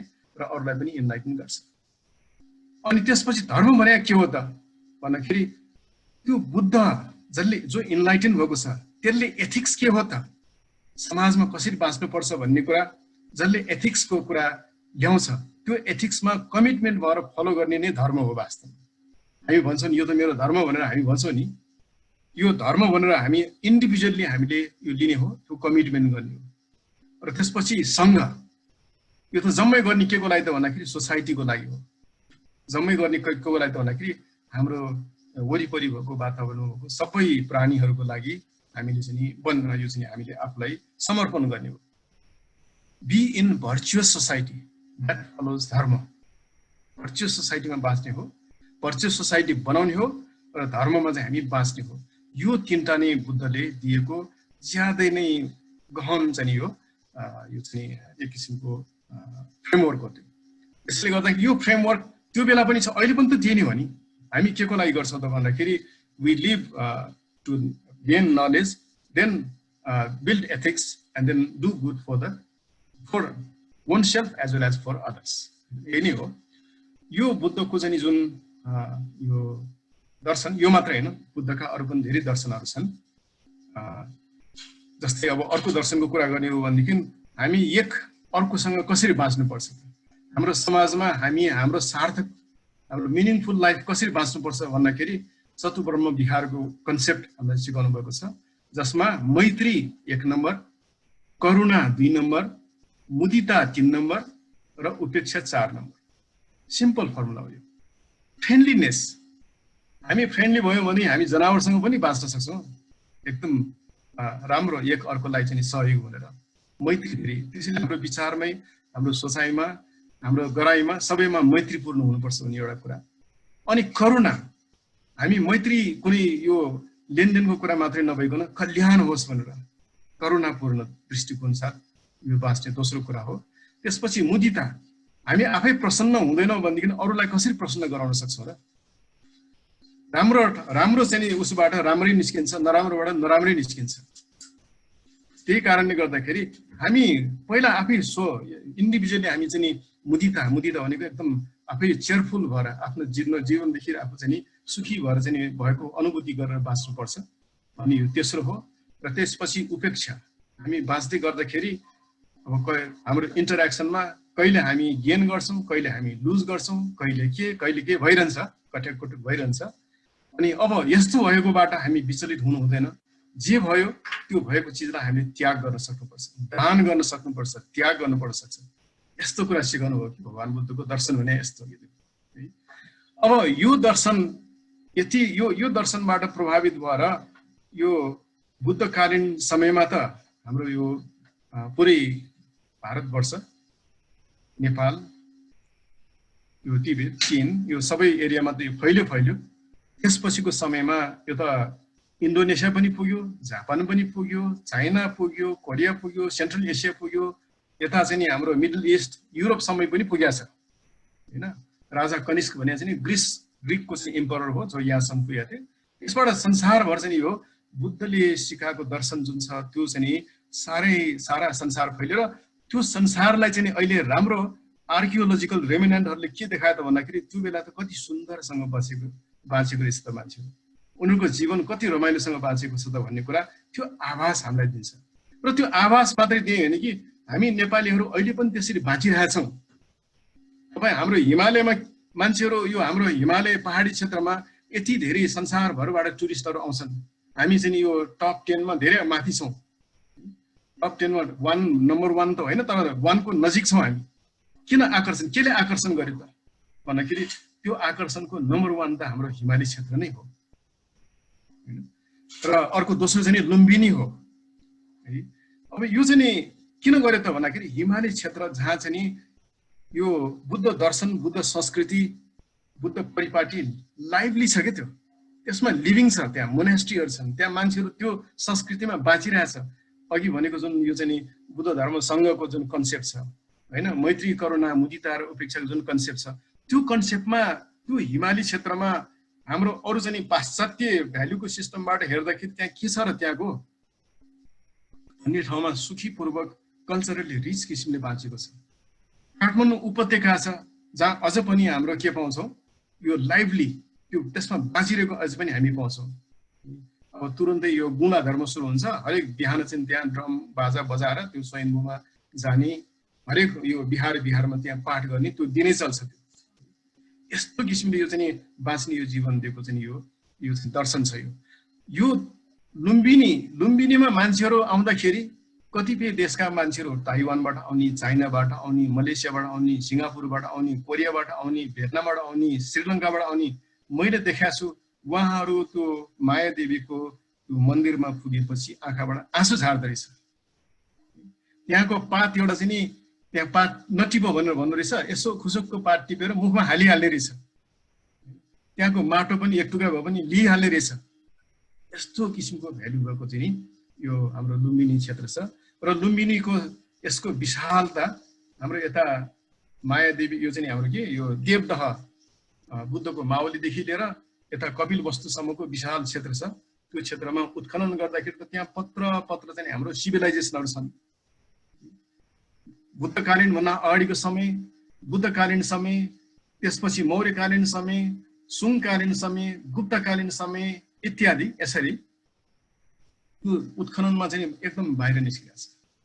यो जम्मै हाम्रो नेपालको लागि अपर्च्युनिटी हो र यसलाई चाहिँ हामीले संसारभरि नै नेपाललाई चाहिँ अझ यसलाई राम्रोसँग टाइअप गरेर यसलाई नेपाललाई अझ बुझ्ने, बाहिरबाट सुपरफिसियली मात्र होइन कि नेपाललाई अझ गहनसँग बुझ्ने बनाउन पायौँ भनेदेखि हाम्रो नेपालको लागि आर्थिक रूपले, सामाजिक रूपले र हुनसक्छ यो संसारलाई नयाँ ढङ्गबाट फेरि लिएर जानको लागि यहाँबाट बाटो खुल्छ। त्यो खुल्छ भन्ने कुरा मलाई कहाँबाट पनि लाग्छ त भन्दाखेरि अहिले यो कोरोना भाइरसबाट आक्रान्त हुनुभन्दा केही समयसम्म अगाडिको कुरा गर्दाखेरि मान्छेहरूको कल्पना र यथार्थताको त्यो जुन बााउन्ड्री छ त्यो बााउन्ड्री क्षीण भएर गएर आएको थियो होइन। हुन त म फिजिक्सको टिचर थिएँ पहिला है, त्यसपछि म हायर एजुकेसनमा लागेँ। म आफैलाई पनि एकदम आश्चर्य लाग्छ कि एउटा मेटेरियटको ढुङ्गामा यहाँबाट यान पठाएर त्यहाँ चाहिँ अवतरण गराएर त्यहाँको चाहिँ स्याम्पल लिएर फर्काएर ल्याउन सक्ने त्यो क्षमतामा पुगिसकेको मान्छे अनइमेजिनेबल। आज हामी यसरी बसेर कुरा गरिरहेका छौँ, अनइमेजिनेबल। आजभन्दा 30 वर्ष अगाडि मात्रै लिँदाखेरि पनि it was very, very difficult to really perceive where we are, whether we will be reaching this point. है ना? तो यो यहाँ हामी पुगिसक्यौँ भनेपछि मान्छेहरूको लागि त एक किसिमको कस्तो किसिमको चाहिँ भावना आइसकेको थियो त भन्दाखेरि we can do anything. We can be in Mars, we can be in Jupiter, we can be in another galaxy, whatever. हैन? त्यहाँको इमेजिनेसन पनि आइरहेकै थियो। इन्भिन्सिबल हाइटमा चाहिँ मान्छे भन्दा त अरू के छ र भन्ने कुरा त्यस्तो किसिमको आवाज हामी सबैलाई चाहिँ त्यो भइरहेको होला।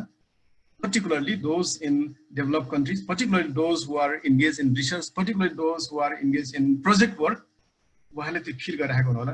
तर all of a sudden यो कोरोना भाइरसले आइसकेपछि we are forced to think, what is our destiny? Are we really going down to nothingness?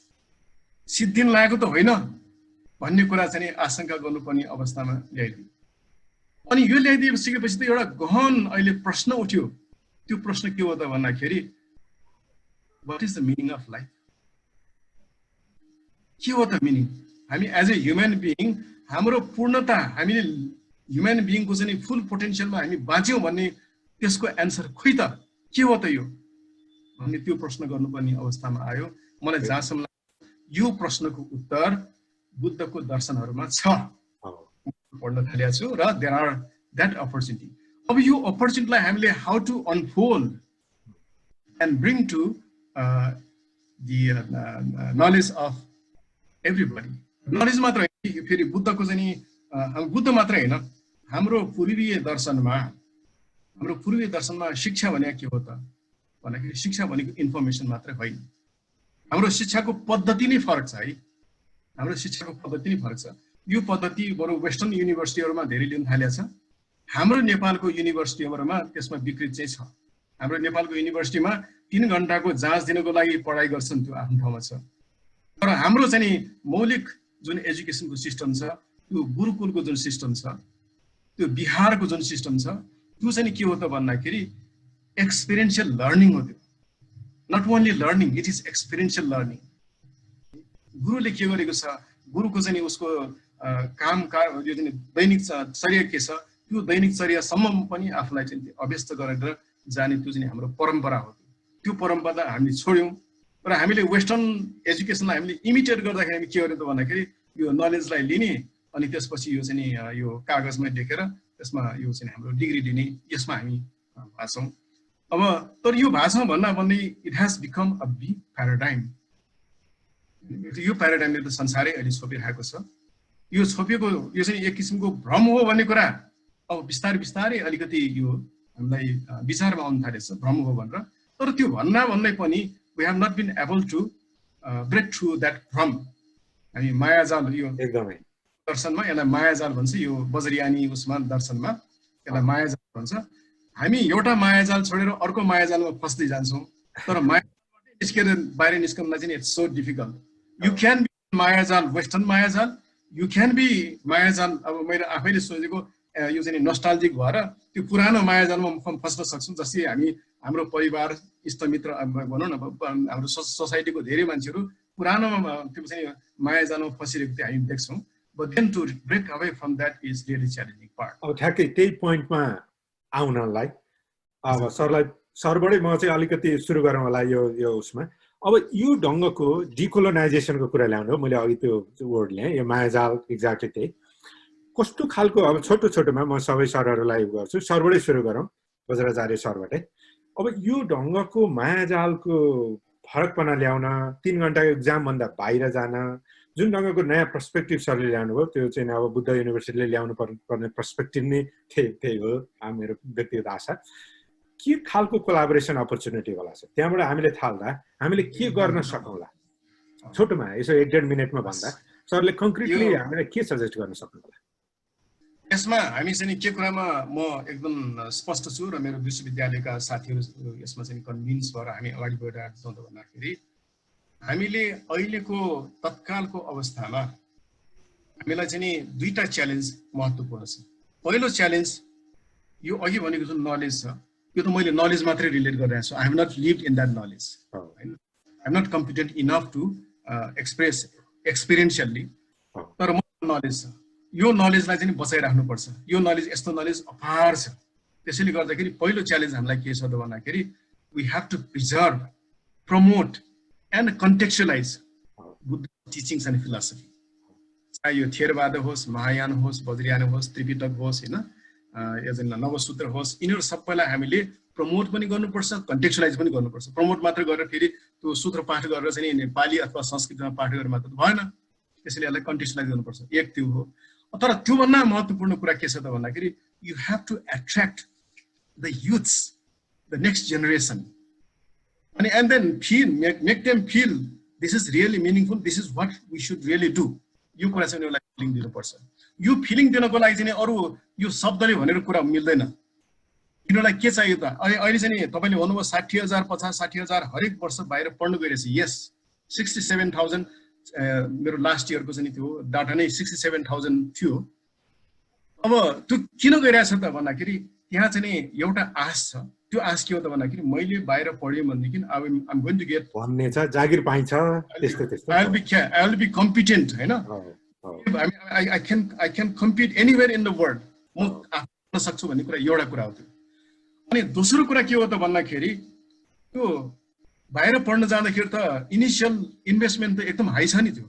र हाम्रो नेपाली मान्छेहरू म यहाँ पोटेन्सियल देख्छु, सो ब्रेभ कि मान्छेहरूले घर खेत दिक राखेर आफ्नो छोराछोरी बाहिर जानलाई चाहिँ पैसा चाहिँ राखेर चाहिँ आएको छ त्यो। Thank you sir. अनि त्यसमा चाहिँ के विचार गरेको छ त भन्दाखेरि they can really earn back. Earning चाहिँ के हो त भन्दाखेरि पहिलो वर्ष हो उनीहरूलाई गाह्रो, सेकेन्ड इयरदेखि त समाउ उनीहरूले अब 50% कमाउला, 75% कमाउला, 100% कमाउला भन्ने त्यो जुन फिलिङ छ नि, त्यो working and the study, work and study, this two are really important thing. अब लुम्बिनी बौद्ध विश्वविद्यालयले हामीले यो दुईटालाई चाहिँ हामीले मेजर स्ट्राटेजिक रूपमा हामीले लगिरहेका छौँ। र हामीले अहिले कार्यक्रमहरू कस्तो चलाइरहेका छौँ त भन्दाखेरि जस्तै हामीले देवदहमा हामीले त्यहाँ हाम्रो 100 बिघा जमिन सामुदायिक वन हामीलाई मिलेको छ। त्यो 100 बिघा सामुदायिक वनलाई हामी के गर्दैछौँ त भन्दाखेरि वी आर रिइन्जिनियरिङ द्याट सामुदायिक वन to make it more economically viable. वनमा भएको सालको रुख हैन सिसौको रुख इत्यादि तिनीहरूलाई फलफुल हुन्छ कि अथवा भेजिटेबल हुन्छ के हुन्छ त्यो रिइन्जिनियर गर्ने एउटा पार्ट अनि त्यसपछि we want student to work there okay and as a worker नै and we hope that we will be able to remunerate them while they work and then they pay their tuition fee and all those things. That way we want to sustain. So the agroforestry program हामी त्यहाँ सोचिरहेछ agroforestry है चाहिँ सुन्दर वन बन्छ त्यहाँ टुरिस्टहरु on ठाउँ बनाउँछौँ हामी त्यहाँ मेडिटेसन सेन्टर बनाउँछौँ इत्यादि त्यो एउटा प्रोग्राम हो अनि सेकेन्ड प्रोग्राम हामी के बनाउँदैछौँ त्यहाँ त भन्दाखेरि त्यो चाहिँ प्रोग्रामलाई हामीले त्यहाँको सोसाइटी जसले हामीलाई सामुदायिक वन दिए 100 बिघा यो it has we have to give them back somehow we have to connect we are thinking from the Buddhist perspective of sangha त्यो संघको जुन फिलोसफी छ त्यो फिलोसफीमा हामीले त्यहाँको समुदायसँग इन्टरेक्ट गरेर we want to connect them and then third is any we want to develop a nice environment suitable and really fit to be called Buddha's Mawali यस्तो किसिमको हामी बनाउँदैछौँ यो तीनटा प्रोग्राम हामी वी आर रनिङ सो यो चाहिँ हामीले तपाईले भन्नुभएको जुन छ नि so this is the type of program we are trying to go forward तर यसको लागि हामीलाई च्यालेन्ज के छ त भन्दाखेरि वी हैव टु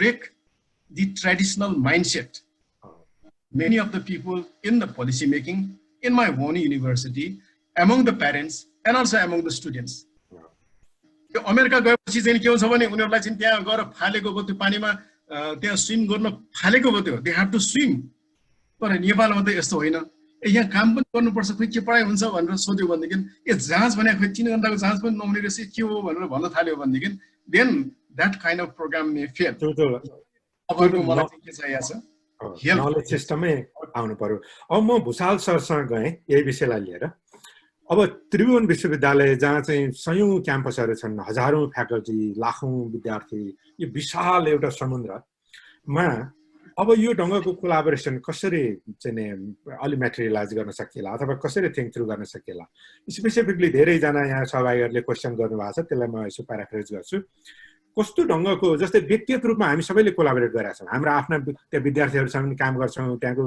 फ्याकल्टीहरूसँग काम गर्छौँ विभिन्न भइरहेछ तर संस्थागत रूपमा यसलाई कसरी संस्थागत रूपमा कोलाबोरेटिभ मोडमा पुर्याउन सकेला के हामीले जोइन्ट क्लास पढाउन सक्छौँ अथवा के हामीले चाहिँ तपाईको पीएचडी स्टुडेन्टहरूलाई हामीले फर्मली चाहिँ सुपरभिजन गर्न सक्छौँ अथवा जोइन्ट रिसर्च प्रपोजलहरू गर्न सक्छौँ अथवा हामी पब्लिकेसनहरू गर्न सक्छौँ एउटा जोइन्ट जर्नल निकाल्न सक्छौँ के होलान् त्यस्ता पोसिबल एभिन्युजहरू के होलान् र दोस्रो यस्ता कोलाबोरेटिभ अपर्च्युनिटीहरूमा चाहिँ अलिकति मोर एकाडेमिक मोर ट्रान्सप्यारेन्ट कसरी बनाउन सकिएला जसले गर्दा इन्डिभिजुअली मेरो साथी चिना छ मैले त्यो हुनाले म त्यहाँ पुगेँ भन्नुभन्दा त्यहाँ चाहिँ एकदम ओपन प्लेटफर्महरू कसरी सिर्जना गर्न सकिएला चिउको तर्फबाट सरले यसो छोटोमा 1-2 मिनटमा यसो हाम्रा सबैलाई हुने गरी धन्यवाद सर धेरै कोलाबोरेटिभ रिसर्चहरू हामीसँग जोडिएका पनि छन् केही फ्याकल्टीहरू केही फ्याकल्टीहरू नेपाल युनिभर्सिटीसित जोडिएका र विदेशसँग भएका कोलाबोरेटिभ रिसर्चहरू र देखिएका छन् र पछिल्लो समयमा हामीले के रियलाइज गरेका छौँ भने यी सबै आफ्नै तरिकाले भए जोइन्टली इभन टियुसँग यति विशाल भयो कि कहाँ के रिसर्चहरू भइरहेका छन् बाहिर कोलाबोरेसनमा भन्ने रेकर्डसम्म पत्ता लगाउन गाह्रो हुने अवस्थामा त्रिभुवन विश्वविद्यालय छ अब सबै फ्याकल्टीहरू सबै इन्स्टिट्युसनहरूले आफ्नै किसिमले कन्ट्याक्ट गर्ने कोलाबोरेसन गर्ने एमओयू गरेको देखिएको छ र अहिले पछिल्लो समयमा हामीले के कन्सेप्ट ल्याएका छौँ भने टियुमा एउटा पहिलेदेखि रहेको तर अहिले पछिल्लो समय इफेक्टिभ नभएको हाम्रो रिसर्च कोअर्डिनेसन काउन्सिल छ हामीसँग र त्यो कोअर्डिनेसन काउन्सिलले सबै फ्याकल्टी इन्स्टिट्युसनका डिन र रिसर्च सेन्टरका डाइरेक्टरहरू सहित रेक्टरको अध्यक्षतामा एउटा कमिटी छ र त्यो कमिटीले सबै आएका रिसर्चहरूलाई कोअर्डिनेसन गर्ने र गर्नलाई प्रोत्साहन पनि गर्ने के सपोर्ट गर्नुपर्छ विश्वविद्यालयको तर्फबाट त्यो सपोर्ट गर्ने योजना हामीमा बनाइरहेका छौँ अब यसपछि हामी त्यो लाइनमा जानेछौँ मलाई लाग्छ पछिल्लो समयमा हामी फेरि एक हिसाबले जोडिनलाई धेरै ठाउँहरूबाट पहलहरू पनि भएको छ र हाम्रा रिसर्चरहरू पनि एक खालको यो इन्ट्रेक्सन यस किसिमको डिजिटलाइजेसनले पनि धेरै सहयोग गरेको छ। हाम्रा केही फ्याकल्टी डेभलपमेन्ट प्रोग्रामहरूमा अहिले विदेशमा रहेका साथीहरू जोडिँदै आउनुभएको छ। अस्ति भर्खर हामीले यो एग्रिकल्चर सेक्टरमा हाम्रा फ्याकल्टीहरूलाई ट्रेनिङ दिने अमेरिकाकै एउटा इन्स्टिट्युसन स्टोनी निक साइमन फन्ड समथिङ के थियो, उहाँहरूसँग जोडिएका थियौँ। त्यस्तै म्याथमेटिक्सको एकजना अर्को के रहेछ, त्यस्तै संस्थाहरू जोडिएर आएका छन्, उहाँहरूसित कोल्याबोरेसन पनि आएको छ। र पक्कै पनि अब पछिल्लो समयमा उहाँहरूको ध्यान सरले अहिले दिए जस्तै ठिक छ, यहाँ नलेज प्रडक्सनमा र यहाँ फ्याकल्टी डेभलपमेन्टमा हामीले के गर्न सकिन्छ होला र नेपालको ओरिजिनालिटी डेभलपमेन्ट गर्नको लागि खास गरिकन पूर्वीय स्किल ज्ञान र विस्डमहरूलाई डेभलप गर्नको लागि अघि हाम्रो सरले पनि भनिसक्नु भएको छ। वास्तवमा यहाँ अहिले मैले चार्टमा पनि देखेँ केही रिसर्चहरू पछिल्लो समय साँच्चै कोभिड अमेरिकामा त्यति भयावह हुने र नेपालमा त्यस्तो भयावह नहुने कारण के रहेछ त, जेनेटिक स्टडी गर्न सकिने हो कि? वास्तवमा अमेरिकामा जसरी भयावह देखियो हामी आत्तिए पनि नेपालमा यसको किलिङ रेट चाहिँ अलिक सानो रूपमा रहेको छ। अब एक्सपेक्ट गरौँ अब यो नेरो डाउन हुँदै जाला। त्यस्तै यहाँको इन्भाइरोमेन्ट हो कि हाम्रो खानपान हो कि हाम्रो जीवनचर्या हो कि हाम्रो योगा हो कि अथवा अरू के हो अथवा हाम्रो जेनेटिक के हो होइन, त्यसतर्फ पनि हामीले अलिकति स्टडी गर्न पर्ने भनेर हाम्रा केही फ्याकल्टीहरू त्यसको सर्चमा लागेको हामीले देखेका छौँ। त्यसको कोल्याबोरेसनमा हामी जानुपर्छ भनेका छौँ। त्यस्तै पछिल्लो समय केही फ्याकल्टीहरू नेपाल र अमेरिका तथा अन्य ठाउँमा रहेका फ्याकल्टीहरूले हामीले जोइन्ट पब्लिकेसन गर्न सकिने अवस्थाहरू रहन्छ कि त? हाम्रा फ्याकल्टीहरूलाई हामीले रिसर्चमा अलिकति ट्रेन पनि गर्ने, पब्लिकेसनमा ट्रेन पनि गर्ने र पब्लिकेसनमा अलिकति हामीले बुस्टअप गर्न सक्यौँ भने टियुलाई अथवा नेपालको इन्डिजिनियस नलेजहरू त्यहाँ हुने रिसर्चहरूलाई प्रमोट गर्न सकिन्छ कि? हामीले रिसर्च साह्रै युरोप बेस्ड रिसर्च गरेर त त्यहीँ थुप्रै छन्। हाम्रो इन्डिजिनियस नलेज हाम्रो इन्भाइरोमेन्टसँग रिलेटेड केही रिसर्चहरू गर्न सकिन्छ कि भनेर उहाँहरूले पनि चासो देखाइराख्नु भएको छ। मलाई लाग्छ त्यो क्षेत्र अहिले हाम्रो लागि फर्टाइल क्षेत्र हो जस्तो लाग्छ। त्यस्तै हाम्रो इन्डिजिनियस भनौँ हाम्रो गुरुकुल शिक्षा प्रणालीतिर पो फर्किन पर्ने हो कि?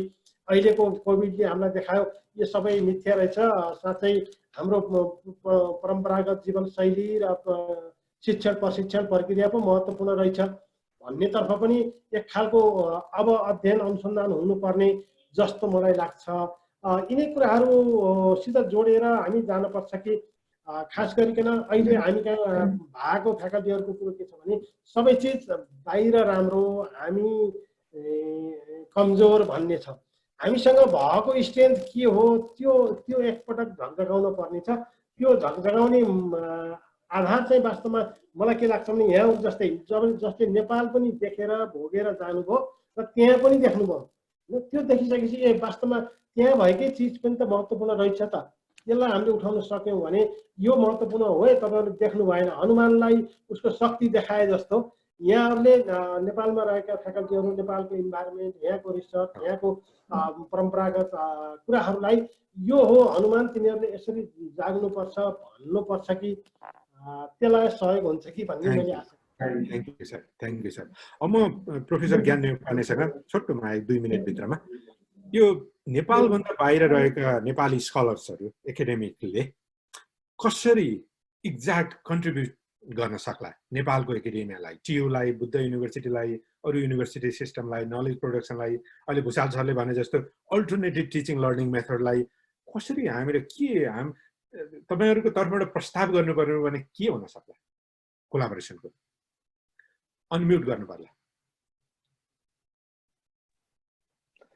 यो चाहिँ बडा राम्रो क्वेसन सोध्नुभयो दिनेश। अब कस्तो भने हामी डायस्पोराको एउटा कमन अघि पनि भने मैले कमन डिजायर के छ भनेदेखि नेपालमा के गर्न सकिन्छ कि होइन। अब यत्रो नेपालमा पढियो, विदेशमा गएर पढियो, काम गर्दैछौँ, रिसर्च गर्दैछौँ, नेपालमा कहाँ कसरी कन्ट्रिब्युसन गर्न सकिन्छ भने सबैको ध्यान त्यसमै छ कि सबैको कमन। म जति साथीहरूसँग कुरा गर्छु सबैले नेपालको बारेमा रिसर्च कुरा गर्नुहुन्छ, नेपालको टिचिङको बारेमा कुरा गर्नुहुन्छ, तर के भने त्यो जाने एउटा स्ट्रक्चर चाहिँ हामीले पाउन पाएदेखि हामीलाई बडो सजिलो हुन्थ्यो नेपालमा काम गर्नलाई। जस्तै अब पर्सनल कन्ट्याक्ट भन्दा पनि यो त्यो 3टा लेभलमा कोअर्डिनेसन चाहिन्छ जस्तो लाग्छ मलाई। कोलाबोरेसन एउटा चाहिँ फ्याकल्टी बिचको कोलाबोरेसन भयो होइन। मैले चाहिँ अब त्यहाँको टियुको कुनै एउटा फ्याकल्टीसँग चाहिँ जोइन्टली काम गरेर को टिच गर्ने हुन्छ कि होइन, कसरी हुन्छ त्यो जोइन्टली दुईजनाले काम गर्ने भयो। एउटा चाहिँ डिपार्टमेन्टल लेभलमा होइन, अब डिपार्टमेन्टल लेभलमा चाहिँ कोलाबोरेसन गर्ने कुरा भयो। अर्को चाहिँ अब युनिभर्सिटी लेभलमै अब अलिकति हायर लेभलमा एमयु गरेर गर्ने कुराहरू भयो। यो 3टैको ढोका चाहिँ ओपन राख्नुपर्छ होइन। तर हामी चाहिँ कहाँनिर अलिकति चुकिरहेछौँ भनेदेखि अहिलेसम्म मैले आफ्नै मेरो युनिभर्सिटीको पनि इक्जाम्पल दिउँ भने थुप्रै एमओयुहरू साइन हुन्छ, तर एमओयु चाहिँ एमओयुको लागि मात्रै साइन हुन्छ कि त्यसपछि त्यसको फलोअप हुँदैन होइन। अब जस्तै कुनै दुईजना इन्डिभिजुअलको बिचको रिलेसनसिप हुन्छ, एमयु बन्छ, त्यो इन्डिभिजुअल त्यहाँबाट त्यो डिपार्टमेन्टबाट अथवा त्यो युनिभर्सिटीबाट बाहिर जान्छ, त्यसपछि एमयु सिद्धियो। एकदम प्रोजेक्ट ओरिएन्टेड भयो क्या यो एमयुहरू। यसलाई चाहिँ अलिकति कसरी सस्टेन गर्न सकिन्छ यस्तो कुरामा चाहिँ अलिकति जोड दिन सक्यो भनेदेखि चाहिँ दुईटै कुरा, एउटा चाहिँ टिचिङमा चाहिँ अब डुअल डिग्री दिन सक्यो, अलिकति फ्लेक्सिबल चाहिँ हुनुपर्छ हामी। अब अलिकति नेपालको अलिकति देखेको मैले अलिकति रिजिड छौँ हामी हाम्रो टिचिङमा। अब यो अलिक सेन्ट्रलाइज छ, अलिकति स्पेस दिनु पऱ्यो क्या त्यहाँ। अलिकति फ्याकल्टीलाई अलिकति इनोभेटिभ हुने स्पेस दियो भनेदेखि चाहिँ कोलाबोरेसन गर्न पनि सजिलो हुन्थ्यो। त्यो टिचिङमा भयो, रिसर्चमा पनि त्यस्तै। अब जोइन्ट ग्रान्टहरू लेख्ने हुन्छ कि अब नेपालको फ्याकल्टी चाहिँ को क्रिएटर हुनु पऱ्यो कि, त्यो ल्याबमा गएर ल्याबको डेटा कलेक्सन गर्ने मात्रै भन्दा पनि को क्रिएटर हुनु पर्यो। अनि त्यो भयो भनेदेखि चाहिँ अलिकति इक्वल फुटिङ हुन्छ नलेज प्रोडक्सनमा, त्यो पनि हुनुपर्छ जस्तो लाग्छ मलाई। Thank you. म अब वज्राचार्य सर कहाँ जान्छु फेरि, पुनः घुमी फेरि सरलाई छोटोमा 2 मिनटमै।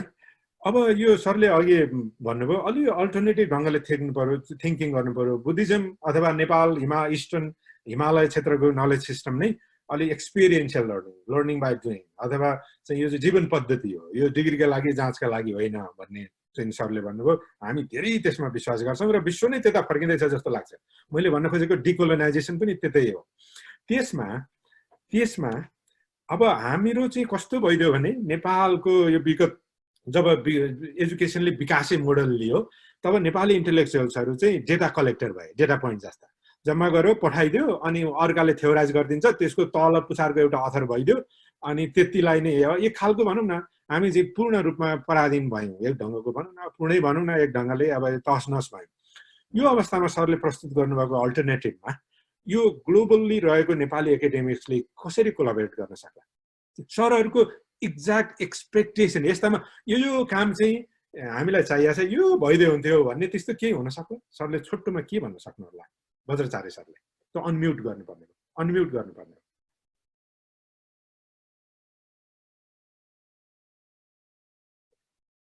सुनिएन, त्यहाँ अनम्युट गरेपछि मात्रै।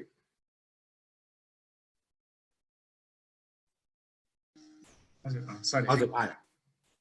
Thank you. यता मैले यो हाम्रो साथीहरूको अरू क्वेसनहरू पनि मैले देखिरहेको छु। तपाईँको त्यो क्वेसनलाई नै एन्सर गर्दाखेरि सायद त्यो पनि जान्छ कि यो नेपालमा अहिलेसम्म हाम्रो एजुकेसनको पुरानो हाम्रो सिस्टमबाट उपज भएका एजुकेसनहरूको केही एक्जाम्पल भनौँ। त्यो एक्जाम्पलमा अब हाम्रो लक्ष्मीप्रसाद देवकोटाले कति पढेका थिए त्यो आफ्नो ठाउँमा होला, डिग्रीको ठाउँमा, तर उसको चाहिँ हाइट आफ्नो ठाउँमा छ है। त्यस्तै चाहिँ एउटा अर्को चाहिँ यो धनबज्र, तपाईँले नाम सुन्नुभयो होला, इतिहासकार हो। अहिले धनबज्र वज्राचार्यको जुन खोज छ त्यो खोजको आधारमा धेरै पिएचडीहरू बन्यो, अझ धेरै पिएचडीहरू बन्छ। त्यो नेपालको हरेक एजुकेसनको चाहिँ रेफरेन्स लिनु पर्यो भने उहाँ कहीँ जान्छ, तर उहाँको के छ भने ब्याचलर्स छैन है, ब्याचलर्स लेभल पनि छैन। तर उहाँ चाहिँ कुन सिस्टमबाट आउनु भन्दाखेरि गुरुकुल सिस्टमबाट आउनु। गुरुकुल सिस्टम, उहाँको गुरु नयराज पन्तजी हुनुहुन्थ्यो। अब त्यो त बनाएको थियो त्यो छ, तर अल अफ अ सडन हाम्रो यो जुन पाश्चात्य सिस्टम हामीले अङ्गीकार गर्यौँ, उहाँ त के हो त भन्दाखेरि ब्याचलर्स पनि नभएको, उहाँले चाहिँ नि लेक्चरर पाउनलाई पनि धेरै सङ्घर्ष गर्नु पर्यो कि त्यो चिनासमा काम गरेर। उहाँले रिडरसम्म पाउनलाई त धेरै नै ठुलो अलमोस्ट असम्भव जस्तो भएको थियो, प्रोफेसर त बन्न नै भएन। अब यो चाहिँ नि के हो त भन्दाखेरि त्यो कोलोनाइज माइन्डको तपाईँको वर्ड नै मैले फेरि लिएँ। यो चाहिँ हाम्रो सोच, कोलोनाइज माइन्डको सोच प्लस अब त्यो इन्डिभिजुअल यो पोलिटिक्स इत्यादि इत्यादिको कारणले गर्दाखेरि यो भयो। हामीले त्यसलाई चिर्नु छ कि यो चिर्नको लागि चाहिँ नि कहाँबाट सकिन्छ त भन्दाखेरि यो बाहिरबाट सकिन्छ। जसरी तपाईँहरू चाहिँ यहाँ बाहिर डायस्पोरा भएर बस्नु भएको छ, तपाईँहरूलाई के थाहा छ त भन्दाखेरि what knowledge is really valid, what experience is really valuable, यो कुरा चाहिँ नि यहाँको यो चाहिँ जुन यो सिस्टम छ, यहाँको पोलिटिक्स सोसियल डाइनामिक्स छ, यो डाइनामिक्स भन्दा बाहिर बसेर यसलाई भन्न सक्ने अवस्था छ। यसलाई रेफरेन्स बनाउन सक्यौँ भनेदेखि then will have a very good opportunity, एक त्यो है। अनि दोस्रो कुरा, अब यो रेफरेन्स बनाउनको लागि हाम्रो एक किसिमको चाहिँ इन्टरेक्टिभ ऊ पनि चाहियो, फ्रेमवर्कहरू पनि चाहियो। इन्टरेक्टिभ फ्रेमवर्कको लागि तपाईँ एउटा युनिभर्सिटीमा हुनुहुन्छ, म एउटा युनिभर्सिटीमा छु। So this two universities can be two different framework where we can connect होइन, र त्यसलाई चाहिँ हामीले भ्यालिडेट गर्ने। अब जस्तै फर इक्जाम्पल अहिले भनौँ न, अहिले तत्कालको चाहिँ नि नेपालको सन्दर्भमा यो एउटा अपर्च्युनिटी आएको भनेको सबैलाई अनलाइनमा जानको लागि अपर्च्युनिटी आयो, नभएदेखि त्यहाँ हेजिटेसन हुन्थ्यो कि त्यो त्यहाँ चाहिँ नि रिग्रेसिभ फोर्सेसहरूले यसलाई जान नदिनुको लागि धेरै नै त्यहाँ रोलहरू खेल्थ्यो होला। तर यो अपर्च्युनिटी के भने जानै पर्ने बनाइदियो। इभन हाम्रो लुम्बिनी बौद्ध विश्वविद्यालय पनि we have become fully online है, अहिले सबै कोर्सहरू गइरहेको छ। अब यो अनलाइन गइरहेकोलाई चाहिँ अहिलेको अवस्था केमा आयो त भन्दाखेरि एक्जामिनेसन के गर्ने त? हामीले एक्जामिनेसन चाहिँ यो 3 घण्टाको examination, controller of examination system, external examination, strict examination इत्यादि इत्यादिको जुन चाहिँ हाम्रो हौवा छ, त्यो हौवामा हामी जकडिएका छौँ। यसबाट चाहिँ नि फुत्केर बाहिर निस्कन हामी सकिरहेका छैनौँ। अब यो हामीले, मेरो पनि अब मैले पिएचडी यो अल्बर्टा युनिभर्सिटीबाट गरे हो, so I know what it takes to get successful in that country and how examination runs there. तर यो एक्सपिरियन्सलाई चाहिँ नि हाम्रो माहौलमा त्यसलाई चाहिँ ट्रान्सलेट गर्नको लागि इट्स अ रियली च्यालेन्जिङ। अब यो च्यालेन्जलाई चाहिँ हामीले गर्न चाहिँ यसलाई भनौँ न, यसलाई सम्झाउनको लागि हाम्रो कोलाबोरेसन चाहिँ एकदम राम्रो हुन्छ। और अर्को चाहिँ हाम्रो पोटेन्सियल युथहरू छन्, जो युथहरू चाहिँ हाम्रो सिस्टममा अपर्च्युनिटी नपाइरहेका छन्, उनीहरू बाहिर जाने बित्तिकै अपर्च्युनिटी पाएको छन्। तपाईँले you have correctly pointed out कि हाम्रो नेपालीहरू जति पनि बाहिर गएर यो चाहिँ नि एजुकेसनमा लागेका छन्, दे आर अल सक्सेसफुल। त्यो सक्सेस हुने पोटेन्सियालिटी छ, तिनीहरूलाई अपर्च्युनिटी चाहिएको छ।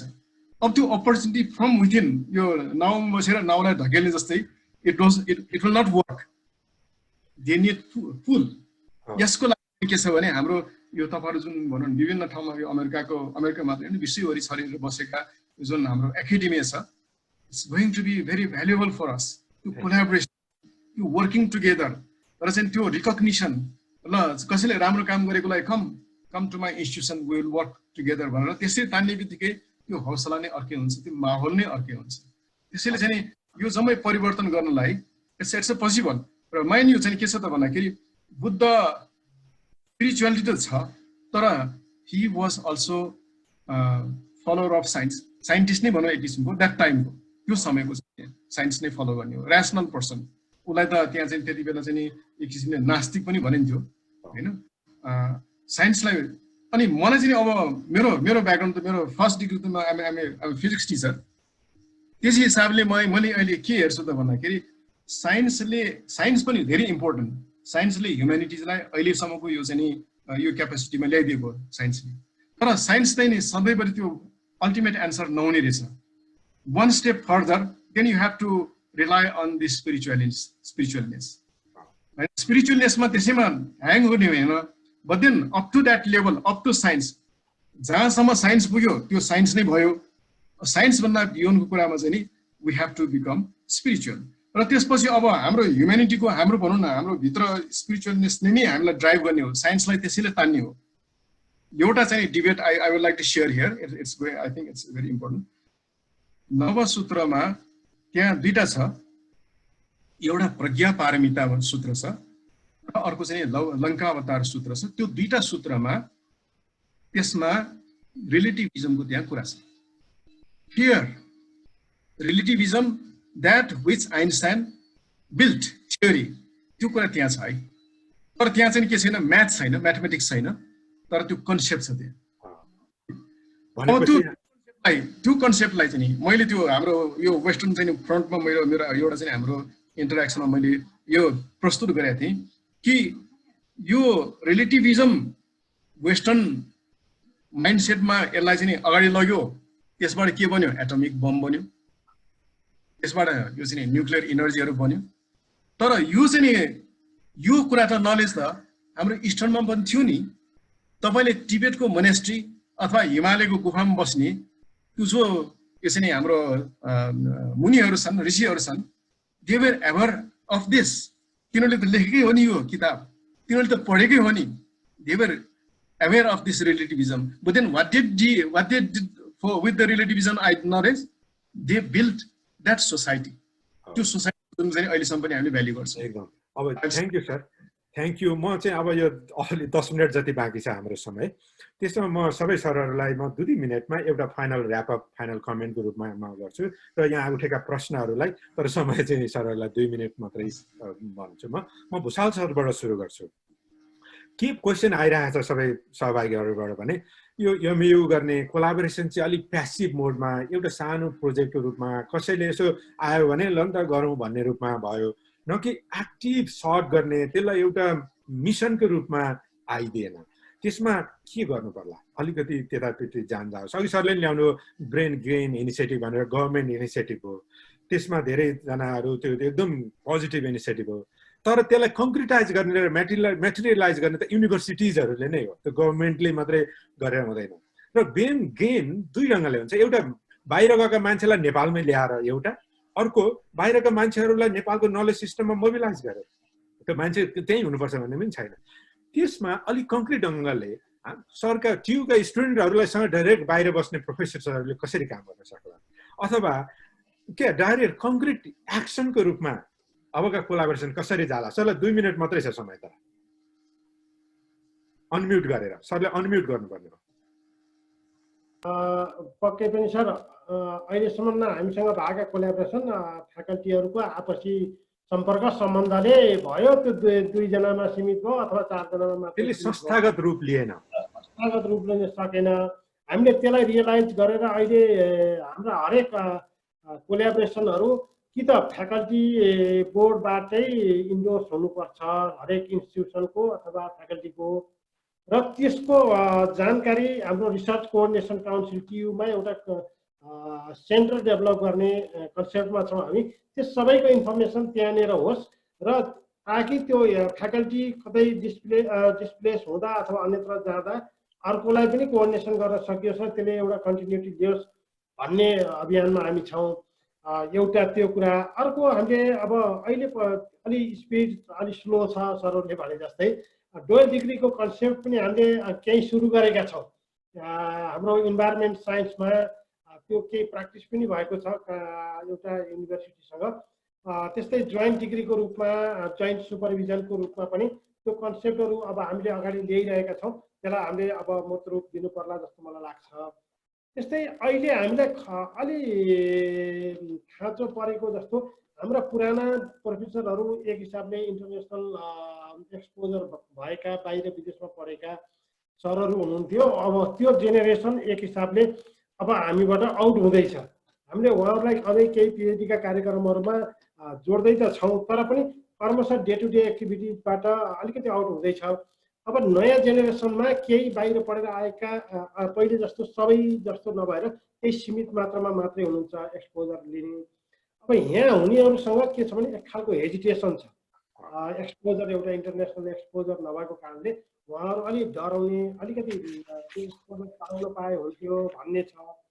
उहाँहरूलाई हामीले जोइन्ट पब्लिकेसनहरूसँग जोडेर अथवा जोइन्ट कन्फरेन्सहरूसँग जोडेर जाने प्रयासमा हामी छौँ। अब यो पब्लिकेसन खास गरिकन हामीले त्यसलाई अलिक प्रायोरिटाइज पनि गरेका छौँ। तपाईँको बढुवाको लागि अब यदि लेक्चररबाट रिडर अथवा प्रोफेसर जाने हो भने तपाईँको इन्टरनेसनल पब्लिकेसन आवश्यक छ है भनेर हामीले उहाँलाई प्रमोट यताबाट त प्रेसर गरिरहेका छौँ। तर त्यो स्पेस अथवा त्यो ठाउँ जुटाइदिन हामीले सकिरहेका छैनौँ। अब यो फोरमको महत्त्वपूर्ण भूमिका त्यहाँनिर हुन्छ जस्तो मलाई लाग्छ। उहाँहरूलाई बुस्टअप गर्ने तपाईँहरूमा पनि केही छ है, केही गऱ्यो भने गर्न सकिन्छ। गर्ने तरिका यो हो, तपाईँहरूलाई एक्सेस हामीले दिन्छौँ। एकपटक उहाँ एक्सपोज हुनुभयो र तरिका सिक्नुभयो भने त फेरि त्यसले अरूलाई सँगसँगै तानेर जाने वातावरण बन्छ। अब त्यो सिराबाट पनि एउटा जोइन्ट रिसर्च का अब ट्रेनिङहरू पनि आवश्यक पर्छ भने त्यो दिशामा पनि जाउँ, ग्रासरुटबाटै जाओस्, तल्लो लेभलबाटै एउटा बिगिन गर्नुपर्छ कि हामी एउटा फ्याकल्टी पेडागोजिकल ट्रेनिङ, एउटा रिसर्चको पनि सँगसँगै ट्रेनिङ दिन सकियो भने त्यसले पब्लिकेसनको रूपमा लिएला र त्यसले एउटा कन्फिडेन्सियल रूपमा उहाँहरूमा डेभलप हुन्छ र त्यसले अब अलिकति दीर्घकालीन रूप लिन्छ। त्यसलाई पछाडि इन्स्टिट्युसनल सपोर्ट गर्ने मेकानिजम हामीले research coordination council, faculty board अथवा सब्जेक्ट विभागहरू मार्फत जोड्न सकिएला भन्ने जस्तो मलाई लाग्छ। यही नै हुन्छ होला सर, मलाई लाग्छ। कतिपय ठाउँमा जोइन्ट डिग्री पनि गर्ने कि भन्ने छ। अब त्यो खास गरिकन हिमालयन स्टडीहरूसँग रिलेटेड अथवा खास गरी नेपालमा हुने टिपिकल, अब हामीले अरू इकोनोमिक्समा गरौँला अथवा इङ्ग्लिसमा गरौँला भन्ने कुरा फरक हुनसक्छ। तर हाम्रो नेपालसँग टिपिकल टाइपका, जस्तै बुद्धिज्मसँग सरले भन्नुभयो त्यहाँ होला, अथवा टियुमा पनि बुद्धिज्म स्टडी छ त्यहाँ होला। त्यस्तै हिमालयसँग रिलेटेड अथवा माउन्टेनसँग रिलेटेड कुराहरू हुन सक्ला। हाम्रा हर्बलहरूसँग, हाम्रो इन्डिजिनियस नलेजहरूसँग जोडिएर, यी कुराहरूसँग जोडिएर थप रिसर्च कोलाबोरेसनहरू पनि सँगै लान सक्यौँ भने हामीले एक्सपोजर गर्ने ठाउँ त्यहाँ हुन्छ जस्तो लाग्छ मलाई। Thank you. म ज्ञान न्यौपानेलाई 1.5 मिनटमा सरले चाहिँ छोटो रूपमा हामीले 1, 2, 3 हामीले यो नेपाली एकाडेमीले अफर गर्ने सरहरूले भन्नुभयो के गर्न सकौँला, अलिकति रिपिट जस्तो। मैले यसमा चाहिँ एकदम छोटोमा चाहिँ दुईटा चिजमा सेन्टर हुन चाहे। एउटा चाहिँ स्टुडेन्ट्स, अर्को सोसाइटी होइन। अहिले चाहिँ कस्तो छ भने स्टुडेन्ट चाहिँ they are ahead of us होइन। अब यस्तो भइसक्यो कि नलेज चाहिँ तपाईँको खोज्यो भने सर र खोज्यो भने भेटिहाल्छ, गुगल स्कलर खोज्यो भने सबैको पेपर भेटिहाल्छ होइन। त्यो स्टुडेन्टलाई चाहिँ कसरी क्याटर गर्ने त, त्यो उहाँहरूको निड, उहाँहरूको त्यो क्युरियोसिटीलाई चाहिँ कसरी फ्लोरिस हुन दिने, त्यो अलिकति इनोभेसन चाहियो हामी बिचमा। त्यस्तो खालको कोलाबोरेसनले चाहिँ कस्तो हुन्छ भने, मैले नेपालबाट स्टुडेन्टहरूको इमेलहरू आइरहन्छ कि मैले यसमा थेसिस लेख्दैछु, सरले हेल्प गर्नु पर्यो। तर किनभने त्यो हेल्प गर्ने मेकानिजम भयो भने हामीलाई सजिलो हुन्छ। जस्तै अब एउटा चाहिँ भिजिटिङ प्रोफेसरको व्यवस्था भयो भने, अब त्यो छ कि छैन टियुमा अथवा हाम्रो बुद्ध लुम्बिनी विश्वविद्यालयमा, त्यो भयो भनेदेखि चाहिँ हामीलाई चाहिँ अलिकति स्ट्रक्चरली काम गर्न सजिलो हुन्थ्यो। म आफै पनि अब कति युनिभर्सिटीमा भिजिटिङ प्रोफेसरको रूपमा काम गर्छु, हामीलाई स्यालेरी चाहिँदैन, हामीलाई केही पनि चाहिँदैन, खालि एउटा बाटो मात्रै चाहियो, त्यो एउटा भयो होइन। अर्को चाहिँ सोसाइटीको कुरा भयो कि सोसाइटी चाहिँ हामी हायर एजुकेसन भनेको चाहिँ क्लासमा गयो, पढायो, डिग्री निकाल्यो, उत्पादन गर्यो, त्यो मात्रै भन्दा पनि सोसाइटीलाई चाहिँ कहाँ कन्ट्रिब्युट गर्न सकिन्छ। अहिले के हो, अब हेल्थ क्राइसिस छ होइन, इकोनोमिक क्राइसिस छ। यो क्राइसिसमा चाहिँ हायर एजुकेसनको रोल के हो? अब यसको लागि के चाहिन्छ भन्दाखेरि अलिकति इन्टरडिसिप्लिनरी, ट्रान्सडिसिप्लिनरी, मल्टाइडिसिप्लिनरी यस्तो चिजको खाँचो छ कि त्यसमा चाहिँ हामी अब खास गरेर डायस्पोरा यो एकाडेमिक्सले, रिसर्चरले चाहिँ त्यहाँनिर अलिकति कन्ट्रिब्युट गर्न सक्छौँ यदि बाटो पायौँ भनेदेखि। त्यो दुईटा कुरामा मात्रै म त्यतिमै भने, अब टाइम गरे छैन है त। यो समयलाई उ गर्दै म बज्राचार्य सरका आएँ अन्तिममा, तर समय चाहिँ 1.5 मिनट मात्रै नै भएको अवस्थामा अब यहाँ धेरै क्वेसन्सहरू आएको छ।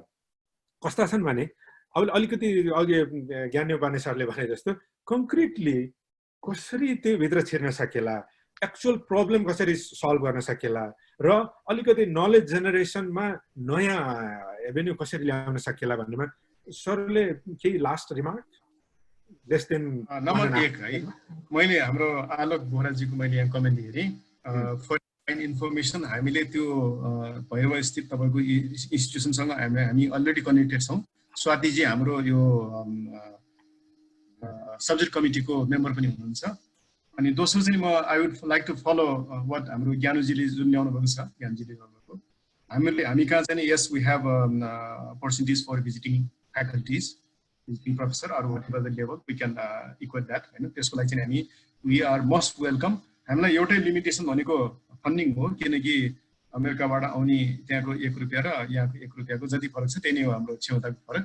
That's the only limitation. Otherwise हाम्रो सानो युनिभर्सिटी छ, अनि हाम्रो प्रोग्रामहरू एकदम इन्ट्रेस्टिङ प्रोग्रामहरू हामी लगिरहेछौँ है।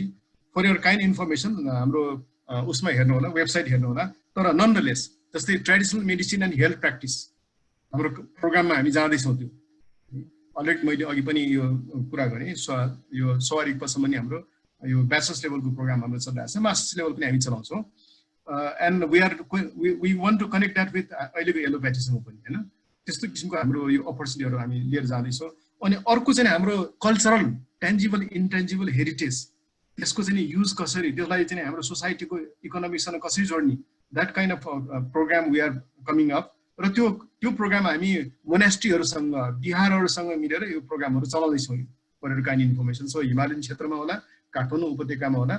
अनि अर्को हामीले आर्कियोलोजी ठ्याक्कै यो चाहिँ हामीले यो तिलोरकोट कपिलवस्तु त्यहाँ चाहिँ अवस्थित गरेर हामीले आर्कियोलोजीको प्रोग्राम चलाउन थालेका छौँ। वी निड प्रोफेसर्स आर्कियोलोजिस्ट र हाम्रो कङ्क्रिट हाम्रो ठाउँ हुन्छ। यस्तो ठाउँमा चाहिँ नि वी क्यान कोलाबोरेट र हामीलाई चाहिँ चाहिए पनि छ। अनि त्यस्तै किसिमले हामीले प्रोजेक्ट करुणा भनेर हामीले चलाउन थालेका छौँ। प्रोजेक्ट करुणा, त्यो करुणा भन्ने प्रोजेक्ट मेरो यो चाहिँ ब्याकग्राउन्डमा मेरो त्यो लुम्बिनी बौद्ध विश्वविद्यालय है बाई द वे, त्यहाँ बिचमा स्टुप छ अनि यतापट्टि यो हाम्रो क्लासरुमहरू यो छ अनि यतापट्टि अफिसहरू पनि छ। त्यसको वरिपरि हाम्रो युनिभर्सिटीको वरिपरिको बस्ती हेऱ्यो भनेदेखि त्यो अझ पनि अब मेडिभल सोसाइटी जस्तै देखिन्छ कि त्यो। र तिनीहरूको बिचराको चाहिँ लाइफस्टाइलहरू त्यहाँको चाहिँ भनौँ न यो इकोनोमी सोसियो इकोनोमी ज्यादै च्यालेन्जिङ छ। We want to turn that. लुम्बिनीलाई चाहिँ हाइटमा ल्याउनुको लागि we have to change that society. त्यसको लागि हामीले प्रोजेक्ट करुणा भनेर हामी चलायौँ। But then we need a good anthropologist, good sociologist who can understand that critically. चाहिँ के छ भनेदेखि यो नयाँ चाहिँ इनोभेसन, त्यसको लागि चाहिँ हामीलाई प्रोफेसरहरू चाहिएको छ। हामी जाइन्टली काम गर्ने स्टुडेन्टहरू चाहिएको छ। जस्तै भनौँ हामीले लुम्बिनी बौद्ध विश्वविद्यालयले the first thing I did is to set aside some scholarship fund for those students would like to do PhD on those areas. म अहिलेसम्म पाएको छैन है, तर अब तपाईँहरूको विद्यार्थी हुनसक्छ, they can come and study here. अनि हामीले चाहिँ जस्तै होस्टेल फेसिलिटी दिने अथवा उनीहरूको दिने फुडिङसम्म हामी केही गर्न सकौँला। अनि अब प्रोफेसरहरू मस्ट वेलकम है, मस्ट वेलकम। अनि इभन देवदहको प्रोजेक्ट मैले अघि भने मस्ट वेलकम। अनि म एउटा चाहिँ लास्ट पोइन्ट म के जोड्न चाहन्छु त भन्दाखेरि भगवान बुद्धको धम्मपदको पहिलो स्ट्यान्जामा के भन्नुहुन्छ त भन्दाखेरि मनोपुवङ्गमा धम्मा मनोसेत्ता मनोमया मनसाचे पदुत्येन भासति वा करोति वा ततो दुःख मन्ति चक्कम वा भक्तो। मनबाटै सबै आउँछ अरे कि त्यो सबै कुरा मनबाट आउने हो। मन नराम्रो मन छ भनेदेखि त्यो नराम्रो मनको पछि पछि यो बैलगाडाको यो चाहिँ गोरुको पछि पछि चक्का आए जस्तै हुन्छ। त्यस्तै मनसाचे पसन्नेन भासति वा करोति ततो सुख मन्ति छाया वो अनुपायिनी भन्छ कि त्यो चाहिँ मन प्रसन्न मन राम्रो मनले काम गर्यो भनेदेखि त्यो चाहिँ नि यो प्रकाश भएको ठाउँमा वस्तुको छाया जसरी आउँछ त्यसरी नै पछि पछि सुख आउँछ भनेर भन्छ कि। Everything start from our mind, everything start from our heart, from our feeling. त्यही कारणले गर्दाखेरि इन्डिभिजुअल नै इम्पोर्टेन्ट है, फ्याकल्टी नै इम्पोर्टेन्ट हो, स्टुडेन्ट नै इम्पोर्टेन्ट हो। त्यो फ्याकल्टी र स्टुडेन्ट लेभलको त्यो चाहिँ कनेक्सन नै इम्पोर्टेन्ट हो। त्यहीँबाट अनि हामी इन्स्टिट्युसन तानेर ल्याउने हो। सबै कुरा हाम्रो तपाईँले चाहिँ डाइनामिक्स हेर्नुभयो भने you will find the same thing. You know somebody and you start to connect and then you start to call and you start to go होइन, सबै बिल्डअप हुने हो। अनि अरू चाहिँ जब एमओयु इत्यादि गर्ने भनेको त्यसलाई बाटो दिने मात्रै हो, तर हिँड्ने त मान्छे हो, मन नै हो। सरलाई धेरै धन्यवाद छ। यो जति महत्त्वपूर्ण के होला र यो सेसनको अन्त्य गर्न मनको इन्लाइटमेन्ट र अथवा त्यसलाई भनौँ बुद्धको इन्लाइटमेन्ट अथवा भनौँ हिमालय क्षेत्रको इन्लाइटमेन्टलाई एउटा ऱ्यापअपको अन्तिम बिन्दु मान्दै अब यो प्रोग्राम हामी अन्त्यतिर पुगेका छौँ। अब यसमा कस्तो धेरै साथीहरूले धेरै सहभागीहरूले प्रश्नहरू सोध्नुभयो, त्यसलाई हामीले विभिन्न ढङ्गले एड्रेस गर्ने प्रयत्न गऱ्यौँ। सबै कुनै न कुनै ढङ्गले त्यसलाई एड्रेस गऱ्यौँ होला भन्ने हामीलाई आशा राख्छौँ। र हामी यसको फ्रिक्वेन्सी हामी बढाउँछौँ। हामी रेगुलर रूपमा यो छलफल हुनुपर्छ जस्तो लाग्यो विभिन्न तहमा विभिन्न ढङ्गले, जसले गर्दा कोलाबोरेसनले एक्चुअल कङ्क्रिट मोड ल्याओस्।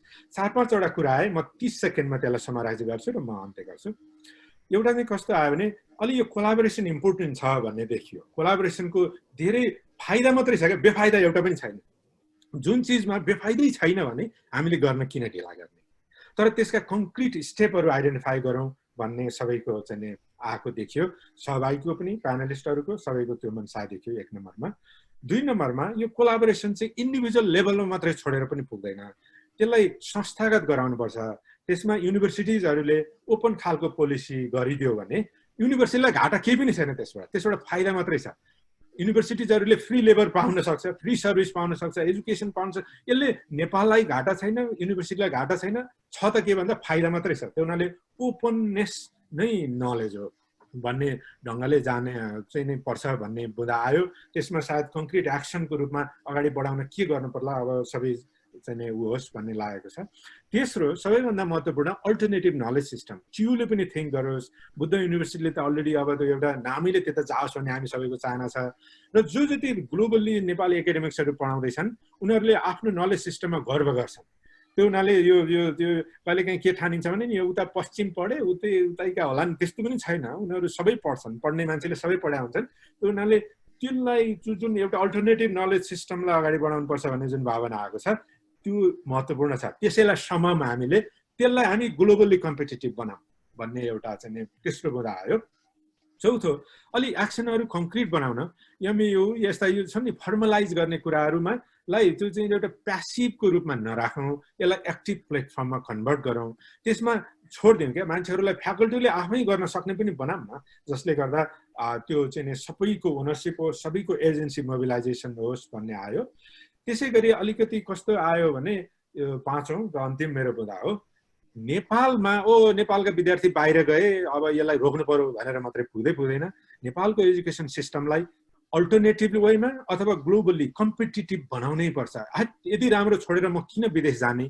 पहिला सबै बोर्डिङ पढ्न दार्जिलिङ जान्थे नेपालका मान्छेहरू, तर जब नेपालमा गतिला बोर्डिङहरू निस्किन थाले दार्जिलिङ जानै छोडे, नैनीताल पुग्थे धेरै मान्छेहरू जान छोडे नि। त्यो हुनाले 2-3टा तरिका छ रोक्ने। एउटा चाहिँ यो ट्रेन्डलाई घटाउने कुरा हुन्छ, तर हाम्रो कम्पिटिटिभनेस, हाम्रो आफ्नैपना हामीले दिनैपर्छ। त्यही भुटानबाट पढ्नलाई दार्जिलिङ आउँदैन नि, हामी नेपालबाट पुग्थ्यौँ भनेको हामीले कहिलेकाहीँ हाम्रै आफ्नो क्वालिटीलाई दिनुपर्छ भन्ने कुरा आयो, जुन चाहिँ धेरै महत्त्वपूर्ण छ।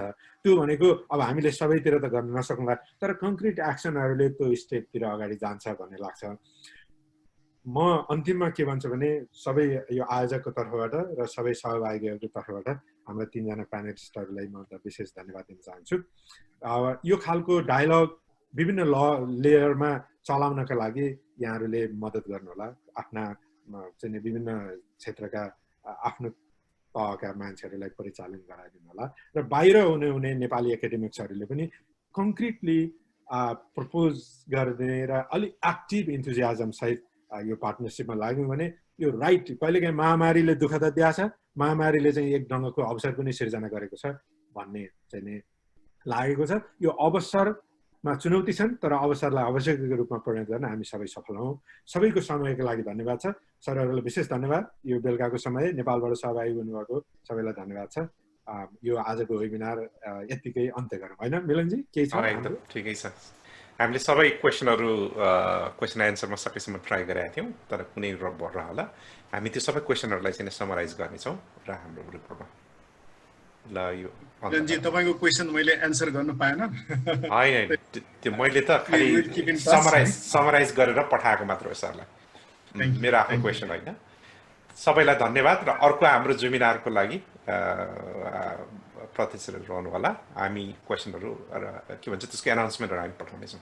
थ्याङ्क यू सबैजनालाई। ल सबैजनालाई